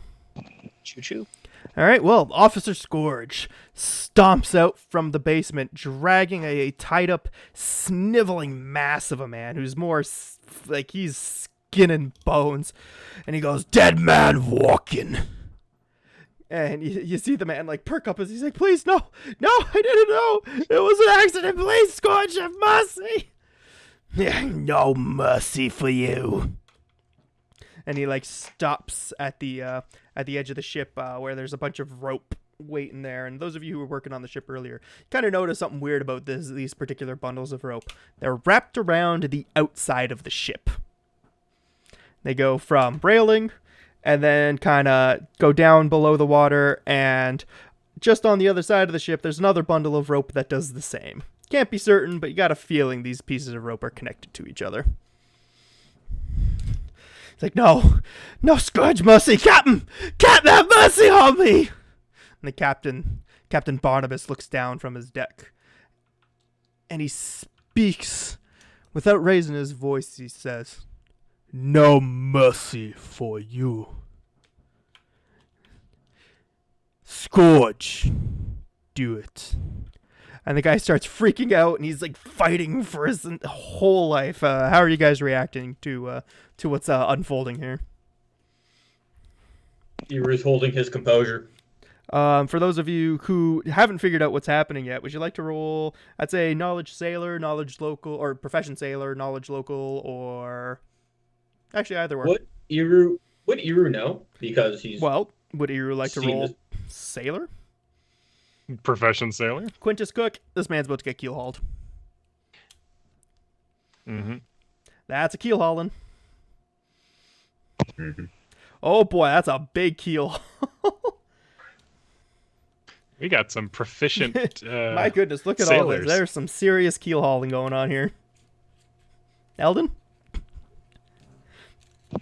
Eldon's not paying attention. Eldon's too busy looking at people's ink. He's looking at people's arms, looking for tattoos Like, and what? stuff. He's like, "Oh God, someone's in What's trouble. Don't make happening? eye contact." He's just not looking. He's like, "I don't want to know." And Scourge is like clearly struggling with this guy. Oops, sorry, Ratline, you should be over here. And Scourge says, "Oi, Plug, your assistance, please." And Plug kind of rolls his eyes, and you see him like stomp down. There's click, thump, as he walks down, and he seizes the man by his other arm. He's like, please have mercy on me. I didn't know." And Barnabas speaks up and says, "You knew you were stealing from me. This is your punishment." He says, "I didn't know, Captain. Mercy. It was just a guide. Silence him." And like Scourge like backhands him, and the guy kind of like passes out from that. Would anybody, any reactions here? I think there's a look of not disgust. There's a almost concerned look on Quint's face, and then it vanishes, and you can see he seems to be kind of deep in thought. He would also take this opportunity to look around, seeing everyone on deck. He'll try to figure out all the other halfling crew So members. halflings, there's only two others. Couple of gnomes here and there, but halflings, you have this lady who did a fine job cussing you out the last time you got even close to her. And the other halfling, Ratline. Ratline? That's who it is. Yeah, cool. Yeah. All right. Quint stays silent, but he kind of makes a mental note of the other halflings. All right. Well, these two, as Scourge and Plug are working at it, they take the two pieces of rope, one hand, and they tie his hands together like so, and then they do the same for his feet with another line. And they Barnabas says, "Begin," in a low voice as he watches, and you see a sly little smile break his lips, like the first sign of serious emotion you've seen from this man from your short time on the ship, as the cries of the man disappear and become smothered within the waves as he goes and disappears underneath the ship. And as you guys are watching the public display, Krupp kind of leans over Iru's shoulder and he says, "Be careful, pup. They'll do it to you too."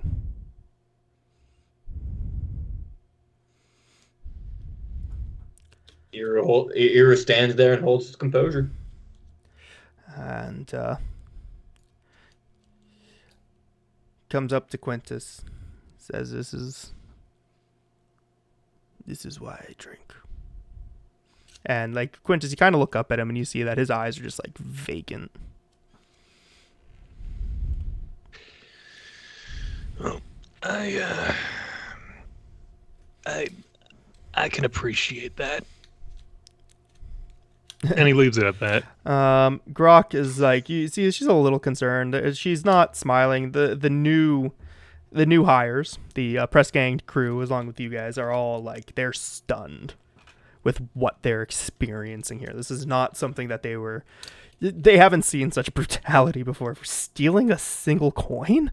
Surely there must be more to this story, but alas, the man begins to prop up. Grok turns and gives a thumbs up to Scourge and Plug, who tie off the ropes where they are and walk over to the other side to haul up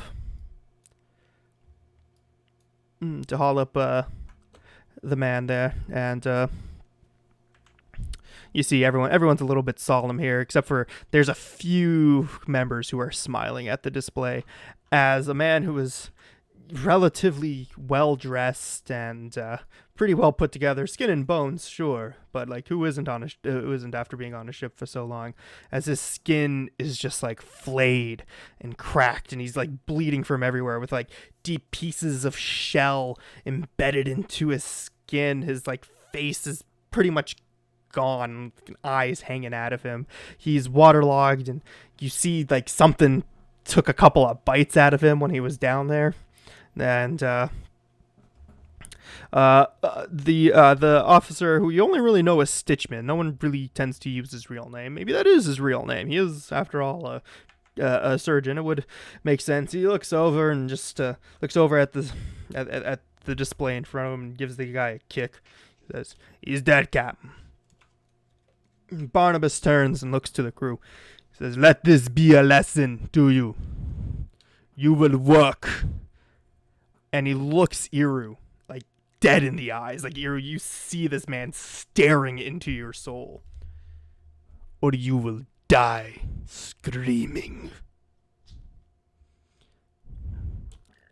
And with that, he walks away. Back into his under the hold of his ship and disappears. And the crew is like stunned for a moment, but then Riaris pipes up and says, "Back to work, you lazy landlubbers! Get going!" And the crew quickly disperses and goes back to their duties. Waste of a good rope. The rope's fine. The guy attached to it, though. I don't remember. So what was just a question, like the token that you're using, this was the same token that the little kid that. Okay. Yeah. You think Riaris would stand by and hide her son being keel-hauled like that? If she doesn't want to get keel-hauled by the captain, I'd assume so. Yeah, and you guys take a look and you realize that an officer with a big wide-brimmed hat is taking over steering the ship, and she's talking quietly with Officer Crine. And the Officer Stitchman kind of nods at Plug and Scourge, and he snaps his fingers at you there. Halfling, cook. No, cook is perfect. Yes, how can I help you? How How me can I get be this of body service? down below. Oh, my pleasure. I'd love to do that. And I think he kind of, without even really needing to bend down because of how tiny he is, he kind of picks up one of his legs. Says, I can drag him. Might make a bit of a mess, but I'm more than happy to make this happen for you. What do you want me to call you? Stitchman? All right, Stitchman. Let's bring him down below. All right, and so you guys get to work. I'm just gonna mark this guy unabashedly as dead. Oh, I can only do it if I start the combat and then kill him. Lame. All right, there we go. What's that one? I don't even know what that one was. Did it even register? Come on, that one. He doesn't have a character. He actually doesn't have a character sheet assigned to him, so I don't think anything's gonna happen. But he's dead. There you go. This bro is dead. I'll just throw him down in the hold, and I'll teleport Stitchman and Quintus down into the hold to more or less where they are. Scourge turns to look at Iru, who's come up behind him, and he says, "You like what you saw?" Iru doesn't respond. That's what I thought. Get back to swabbing, or you'll be next. And Plug disappears into the officers' cabins underneath the. Hey, wait, where is Scourge? Because I don't see him. Scourge. Scourge is right across from you. I see Grok. Oh, I accidentally put Scourge on top of Grok. Okay. I was like, where's Scourge? My bad. My bad. I didn't realize. Okay. Didn't realize I had them sharing I'm the just same like- space. That's on me. Because Scourge is talking to me, and I'm just like, is this man invisible? That was Plug that was talking to you. Oh, okay. Can't tell the difference between Plug and Scourge. My God, is my voice is that bad? Pirate sound like pirate. And Scourge does the same, disappears into the officer's cabin. And yeah, I mean, you guys get told go back to work. Grok kind of like as she's passing Eldon, she says, "Hey, in the galley after one of these, we usually get a drink. You joining?" Yes, Attaboy. Mom. And she like winks at you and leads down into her hidey hole. Down below, Croup keeps going. Tazik, you know what your assigned duty is. I'm assuming you're going back up, or is there anything else you want to do? I'll go back up. Awesome. If you could roll a perception check for me too when you get up there, but I will resolve that in a moment. Morgan, you just gonna be assuming the swab? Yep. Assume the swab. I'm just gonna go back Awesome. to swabbing. Love to see it. You guys are so dedicated to your work. All right. Sure. Kind of perception. You notice nothing out of the ordinary. Everything looks good over the horizon.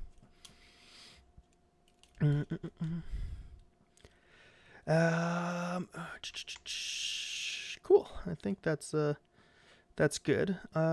Actually, Eldon, Iru, and Morgan, can you guys roll perception for me, please? Tazik, I'm going to take the roll that you just did too into account for this.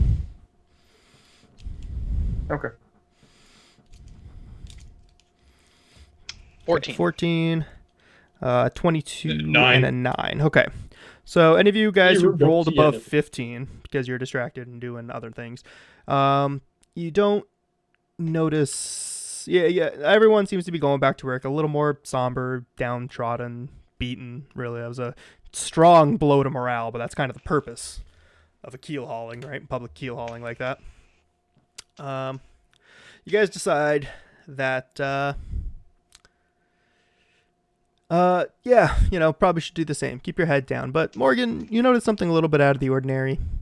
You do see that Crine is talking to Sandara Quinn, the woman who approached you yesterday, about reacquiring some of your personal effects. And they don't seem to be talking about anything in particular, but it's just weird that an officer is talking to a recently press-ganged crew member. So you take a mental note of that. Unfortunately, you're too far away to hear what they're saying. But, yeah. Iru, what were you doing again? You were swabbing, right? Yeah, in the basement. All right. Eldon. And below deck. Down there. All right. Well, while you're on deck, is there anything that you feel like doing, or do you want to go right back down below deck? Right down below deck. I'm gonna go clean up the pig pen. Pretty easy when the pigs don't want to get anywhere near you. Oh, dear. How are you going to clean the pig pen? I'm just gonna kind of like lean over. I'm assuming there's like a basically like a broom somewhere, and just kind of like scoop out like as much of the as much as like the dirt, poop in there. As you're looking for what to do, and the pigs are visibly shunning you, the dwarven man comes up to you and says, "Hey, what are you doing there to my pigs?" Oh, they're your pigs. I'm sorry, sir. I was just coming down here to clean. No, it's mine. It's my duty. I clean the pigs. You swab the deck. I Okay. clean the pigs. You understand me? Yes, I do understand. Good man. Back to And work I with you. go back to swabbing the deck.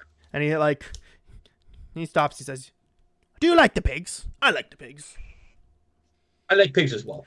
It sucks that they're afraid. Do you know their names? I can tell you their names. Of course, I'm interested in the names. As like the pigs are like visibly shying away from you and like squeezing into the back of the pen. He says, that one is Oinka, Oinka, Oinky, Oinksalot. And like he's like fingers are barely moving. You're not even sure which pigs he's pointing at. You're pretty. Could you actually roll sense motive for me, please? Sense motive. How are your wisdom scores? Heck Today's yeah. been a lot of how's your wisdom score? Hey, I got You a four save. nice 12 Last to week keep was it strength. 12. All right, This with a week was 12, you wisdom. feel like the guy might be fucking with you a little bit, but he's also like weirdly genuine in it. So wait, there's Oinker, Oinky, Oinkser. Oinks a lot. Oinkaton. Okay. Oinkaton. Jeff. Okay. And his personal favorite, Bacon. Bacon's been there the longest. You can tell by the fact that it is a very old pig. I could probably find a way to give these guys names, but for now, you guys can just pick and choose. Those are very excellent names. I like them all. He smiles at you and says, "You're a stupid one, ain't you?" Ah. I've been called Never worse. name your food. You always name your food. Makes it taste better, as Eru just keeps walking and swapping. Yeah, okay. Well, that's terrifying. Love how you don't even ask the guy's name. You're just like, yeah, okay, whatever. I don't care about his name. I care about the pig. Fair enough. Why learn your crewmates' names, right, guys? Like, who fucking does that? Honestly. Just a All right, waste of so time. I'm going to quickly resolve what's going on with Stitchman and Quintus over here, because that seems to be a little pressing, given that you're handling a corpse. So, Stitchman kind of approaches you and says, Quentin, cook. You can call me Quint. It doesn't matter. You can call me Cook. Whatever works for you. You're the That's a officer good here. lad, knowing your place. Kiss my boot. I'm joking. He slaps And you on you- the back. He's like, I almost got you, though. Wouldn't be the first time. Probably not the last. You hear, like, Grok groan from the other room. So, this is pretty rough business here, and we got a few ways to dispose of the corpse. In leaner times, we've eaten them. And he like looks at Quint for his reaction. There's no reaction, and then a beat happens, and he's like, He's like, I got you again. "Whoa, oh, oh." No, You but seriously, did strip it. him of any valuables that he has, and then throw his body overboard. Yeah, no trouble. I do have to ask. Bad things can happen to ships that make a habit of disposing of the dead without proper rites. Do you mind if I say a Rights, few lefts. words? Just None of that safe. patience for that religious hokey pokey shit. Do what you gotta do. Whatever. And he like yeah, I leads you to fully it. understand. He kind of like nods weirdly at Eldon as he walks past. Give him a nod. He stops. back. He Sir. stops with. He stops in front of Owlbear, just out of reach. Like like we're gonna call it 7 feet out. I think I can put people on half blocks. Maybe not. I think I can enable that, but anyway, stops just out of reach of poor little Owlbear, and says, "How's Owlbear doing today?" And Owlbear smiles real big, and he gets all happy, and you see him flexing his muscles and showing off the freshly crushed crabs from yesterday and the empty barrel that's been refilled by a little bit of Owlbear's excrements after his delicious meal. And he gives him a thumbs up. So there's a good boy. There's a good lad. Keep it up. And Owlbear just kind of smiles, and as he's walking away, Stitchman just kind of tosses him a morsel of something. Looks like a clam or something from his pocket, and Stitchman disappears above deck. I guess that was for Ear's benefit there, seeing that it was a clam or whatever. But, all right. Grok will step out and go to Alton and says, "Get in the galley there, lad. We'll get ourselves right proper fucked up." And Quint, love, don't trouble yourself with that at the moment. he's got nowhere to be. Yeah, I suppose you're right. I don't feel right just leaving this out like this. But I suppose I can. And he starts just kind of like, just loosely kicking some hay on top of the corpse. In the meantime, I mean, I suppose this is better than nothing, but I'd rather not leave this here for now. But thank you, Grok. I appreciate you coming to my aid. And then he kind of nods at Eldon and is like, "Don't suppose you? Yeah, no, you stay in the galley. I'll take care of this eventually." All right. Well, following. Sorry, I didn't mean to move you there, Eldon. I meant to move Grok. But I'm gonna quickly come back to you guys in just a moment to enjoy your drink, because we're gonna wrap up the session after that. So just a quick shout out to the class. Is there anything you want to do today that you haven't gotten to do yet? If there's any NPCs you'd like to introduce yourself to, anything you'd like to look for on the ship, anything like that? Tazik wants to go below decks and inspect some of the. All right, by all means, Tazik. If you feel like you've done enough to step away from your work for a while, be my guest. I can move you down. Cool. Perfect. So, drop you down. And, are you looking for anything specific, or are you just seeing what type they are, what kind of shape they're in, anything like that? Seeing what type they're, seeing what shape they're in, seeing if there's stores of black powder and stuff like that around the cannons, as opposed to like. Well, there are no obvious signs of black powder. That seems to be stored elsewhere on the ship. But itself is you're eyeing them up and down, perusing them a little bit. You do see that there is a man who is actively working on the cannons, keeping them clean. I go up and introduce myself. All right, if you'd like to move yourself down towards him.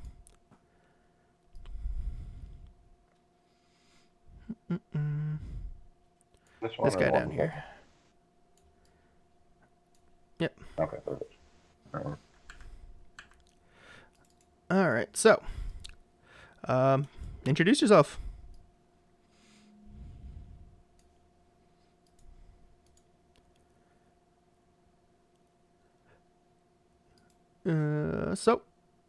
It's not. Go ahead. I'm Tazik. Is your cannon? No. Everything on this ship belongs to Crine.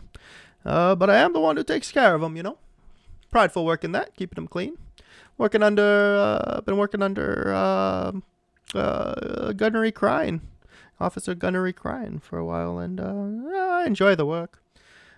Happy I haven't had to use these yet, but excited for the day I get to. And as he turns to look at you, he realizes who he's talking to, and he says, "What do you want?" I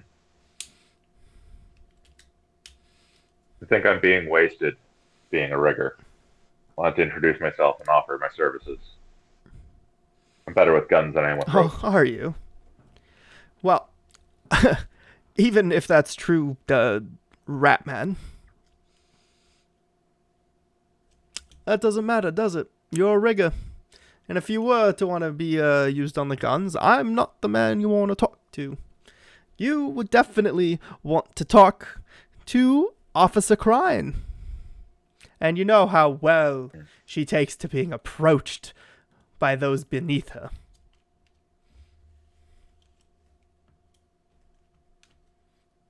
Still, good things to know. Impress her, maybe. Roll diplomacy actually for me. Or do what you want to do. Okay. I'm happy to roll diplomacy. I also want to roll perception to see if I can spot any obvious defects on the native cannon.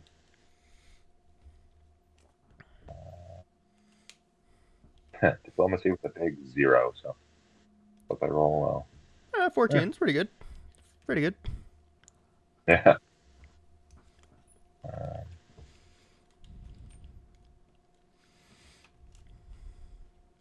right, with your perception, you do notice that these guns aren't in the best shape. There are some cracks, some dings, some of the wood on the carts ain't exactly in the best shape. I mean, even the cannonballs themselves are rusted, and some of them are kind of stuck together, but they'll do in a pinch, and it seems to be that's all they're really required for is in a pinch. Vast majority of the cannonballs, though, they look fine. Cannons themselves are completely functional. Yeah, nothing out of the ordinary. You can see that this man here in front of you does keep the cannons in as good shape as he can. And with your 14 to diplomacy, though, he introduced myself. Says, apologize, a little rough on you. Understand you're a man who likes guns. I can respect that. I like guns. And he reaches out his hand to you. Kippa. I shake his hand and go, I like guns better than like people. That's a good rat. I'm very much the same. But tell you what, you really want to get yourself down here, you gotta impress them. I was on this ship 2 years before they put me down here. That was after the last guy died. Should have seen it though, nasty business. Tied him to the front of the cannon, then fired it. Seem to go through a crew pretty quick around here. The less crew, bigger the split, bigger the take. So I'm told. Very true. At any rate, their time will come. You might be able to impress them, but word for the wise, you don't want to be down here. Push comes to shove, anything goes wrong, they'll be using your head as a cannonball, they will. But keep an eye out for you. Say, were you the one who brought on that musket? The rifle, whatever it was. He stops to think about it. We're gonna go. Might have been. Well, I'll tell you where it might be. That would interest me. Now, can't say for certain.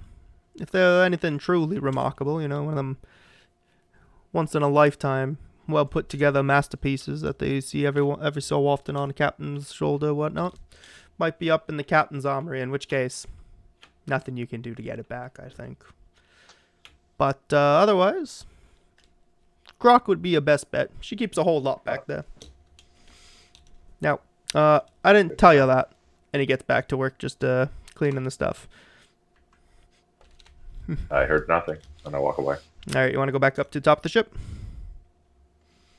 Excellent. That works. Get you up there. All right, Morgan.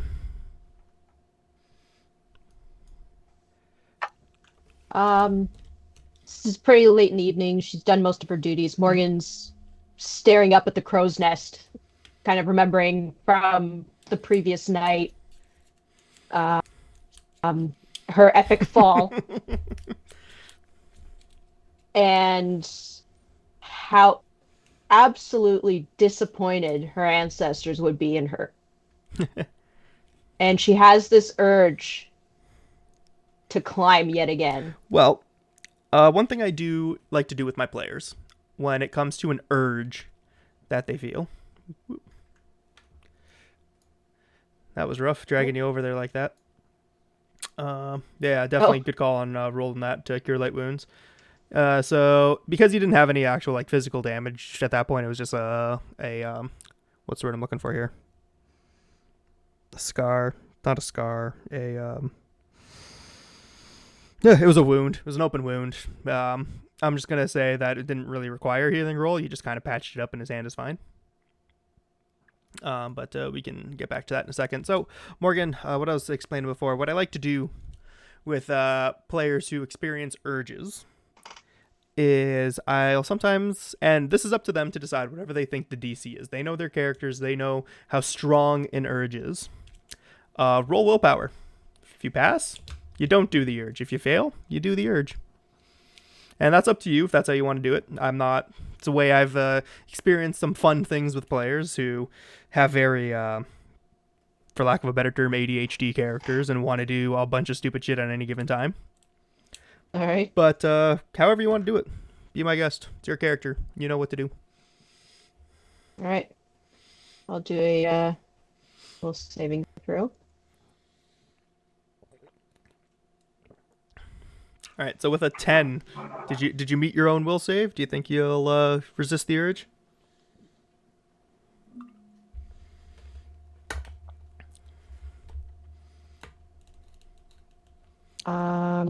DC 32 starts climbing.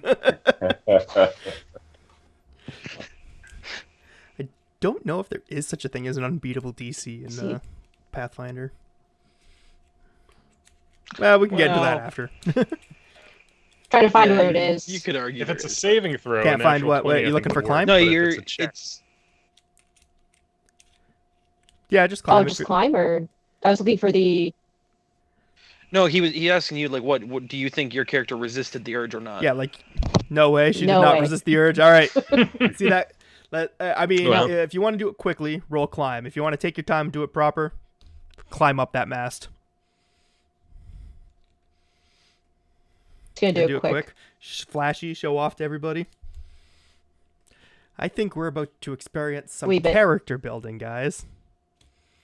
Whoa! Where was that yesterday? With your 18 to climb, you climb up, no problem. You make it 20 feet off the ground. Lickety split, you're up there. But another 40 to Morgan go. kind of. Oh. Oof, all right. Get like some epic, like montage Right? music should be playing right Too bad now. it's all copyright. 23. There it is. Another 20 feet. One Look more at that. climb check. Let's see how quickly you make it up there. You're starting to catch some glances of people looking up at you like, what in the hell is she doing? Oh.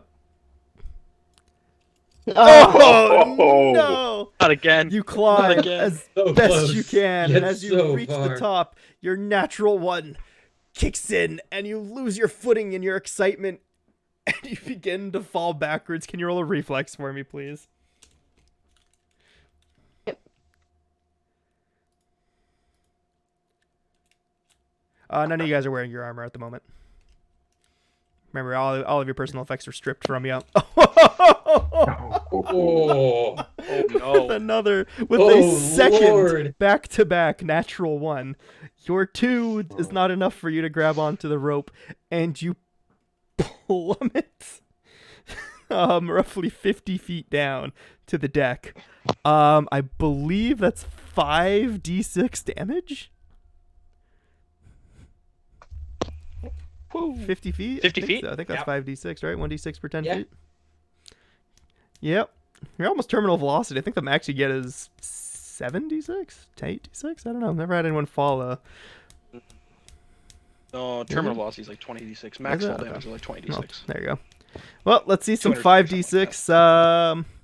Let you roll a second. Should I do acrobatics or reflex? I guess it's I'll call it to have the damage and roll when you hit the ground. I'll make it another reflex save. So let's see what you do here. All right. So am I Roll rolling reflex. acrobatics then, or Second reflex. reflex? that one. All right. With your 14, would you like to roll a hero point? All right. With your Yes. 18, you've burned your hero point. You have, I believe that brings you to 0 hero points now. Actually, no, because you guys are level 2, so you should have Yeah. 2 hero points, 1 per level up. So that. And Agnes got a hero point for Oh, that's rolling right. the That's first right. time. She did get one Not for that. one. So she had 3. She had the maximum amount of hero points. Now Yes. she only has 2. Look at that. You manage to hit the ground in a proper roll and take half of the fall damage you're about to take. So roll 5d6 for me. Now, would this have been lethal? If so, time to see. That's the question. At level 2, That's 5d6, lethal. yes, that's lethal. I mean, if Like it, average damage. is average lethal. damage as lethal, but there could be the chance that it's just 5 nat I would ones. cry if that's like Sure. Morgan rolls it. So the chance is 5. The not first 6. character death we get on screen is Okay, it's a casual 30 damage. How you looking? This is when we just throw in some magical plot armor.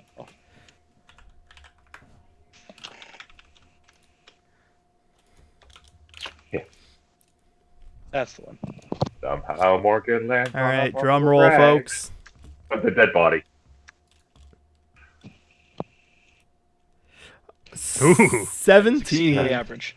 17, half that would be rounded down, 8. so 8 damage. 8. Yep. You take 8 damage because you managed to tuck and roll, and everyone at the bottom is like stunned. They just witnessed your like epic fall and epic roll, and they're like, when the fuck, where did we get this woman? And Tazik, you're just kind of, Tazik, you respond. You know what your character would do. As a natural born climber such as yourself. Yeah. Oh, it's brilliant. I mean, there are better ways to climb the mast than that. You got to use your You claws. just walk over and grab a rope and climb up. Agnes, that was incredible. Oh my goodness. All right. Well, unless there's anything else anybody wants to do. Once, twice. Sold to getting drunk. Quintus, I believe you make your way to the kitchen, no? Yeah, I think I kind of like that will save throw thing earlier. So I think while Quint is over here debating as to whether he should provide the proper rights, he's going to make a quick will save. And I'm going to go ahead and use Halfling Luck here. I'm going to add it to this. See if he can keep himself in check. Oh god, he's gonna eat the corpse. Gross. Why would I do that? No, with a 16 will saving throw, he's he just shakes his head and he continues All right. to the galley. Terrified to see what that save was for. And you see that Grok's already got herself tankard out and filled it up with some alcohol of sorts. You think this might be paint thinner, but you're not sure.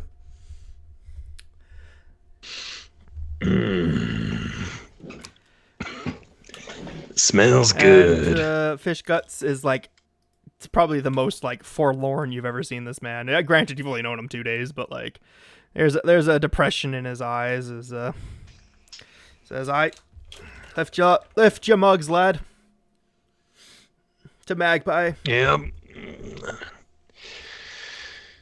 To Magpie. And he somberly, downs his drink in one go, and which you guys find incredible because this shit burns.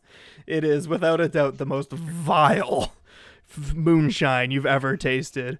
And Grok is like smiling, watching you guys kind of like struggle a little to drink it. I'm not going to make you roll anything to actually drink it, but she's like, old family recipe. And she's just like downing this stuff like it's nothing. And after downing his drink, Croup puts his mug down and he stares off, and he's kind of sauntering a little bit as the alcohol hits him. He says, "It's poison, this ship. But don't let anyone hear you say it out loud. The hull listens, see, and the captain hears it all. Poison, the wormwood is, though rotten to the core. You'll not meet a more nasty, sour piece of work here than Captain Harrigan in all your days at sea. And his crew's the same. Especially the first mate there, Plug. Vicious little sort he is. He'd take his own mother's liver to the butcher to make pies with, he would." So I thought he was just putting on a bit of a show, making a display in the first couple of days in front of all the new swabs. Is this his normal kind of behavior? And he continues to drink deeply of this paint thinner. Yeah, that's How smooth. many are you up to now, Grok? Grok turns to him and says, I think that's the 4th one this year. Yeah, 4 too many, that is. Waste of life. What'd he say he did? He took a coin. That's vicious for the old cap. Aye, that it is. Alas, that... And she, like, slams her mug on the ground. Let's get drunk! And at that, Quint throws his mug on the ground. He's like, I've been so polite this entire goddamn time. Let us break open some goddamn oh casks. boy, I like this one. And she, like, pats Eldon on the back. Getting drunk tonight. Hell yes. It's been a rough couple days. And I think with that, we'll call this session done. All right, guys, that was great.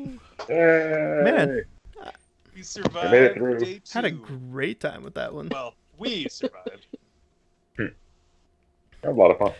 So when does the 2-year time skip come around? 2-year time scale. Oh my god. Oh, been on the wormwood for 2 years. All of a now. sudden, we're like level 4, 5. Listen, I've actually considered a time skip. It may happen. We'll see what happens. Okay, we'll get there. But if we do get there, that's not for another like 6 months. So like, hold your horses there. No, I was cracking the joke. Of course. I'm probably not telling me off for cracking that joke. Listen. It's your first One Piece reference. You cracked a joke to the So hot it's box. yeah, right to the hot box, right to the sweat box with you. Oh shit! All right, guys. Gonna sign off here on Twitch real quick. Just say thank you everybody for coming out. Thank you for the follows. We'll be back you, here everyone. same time next week. I think. Oh. Today's stream went off without a hitch. Much more improved than last week. I think, other than that little bit of business at the front. But I actually already figured out what happened there. 100% So, zero but issues. that doesn't matter. We're good. We're golden. We had fun. I hope you guys had fun. Follow for more. Take it easy. Cheers. Yeah.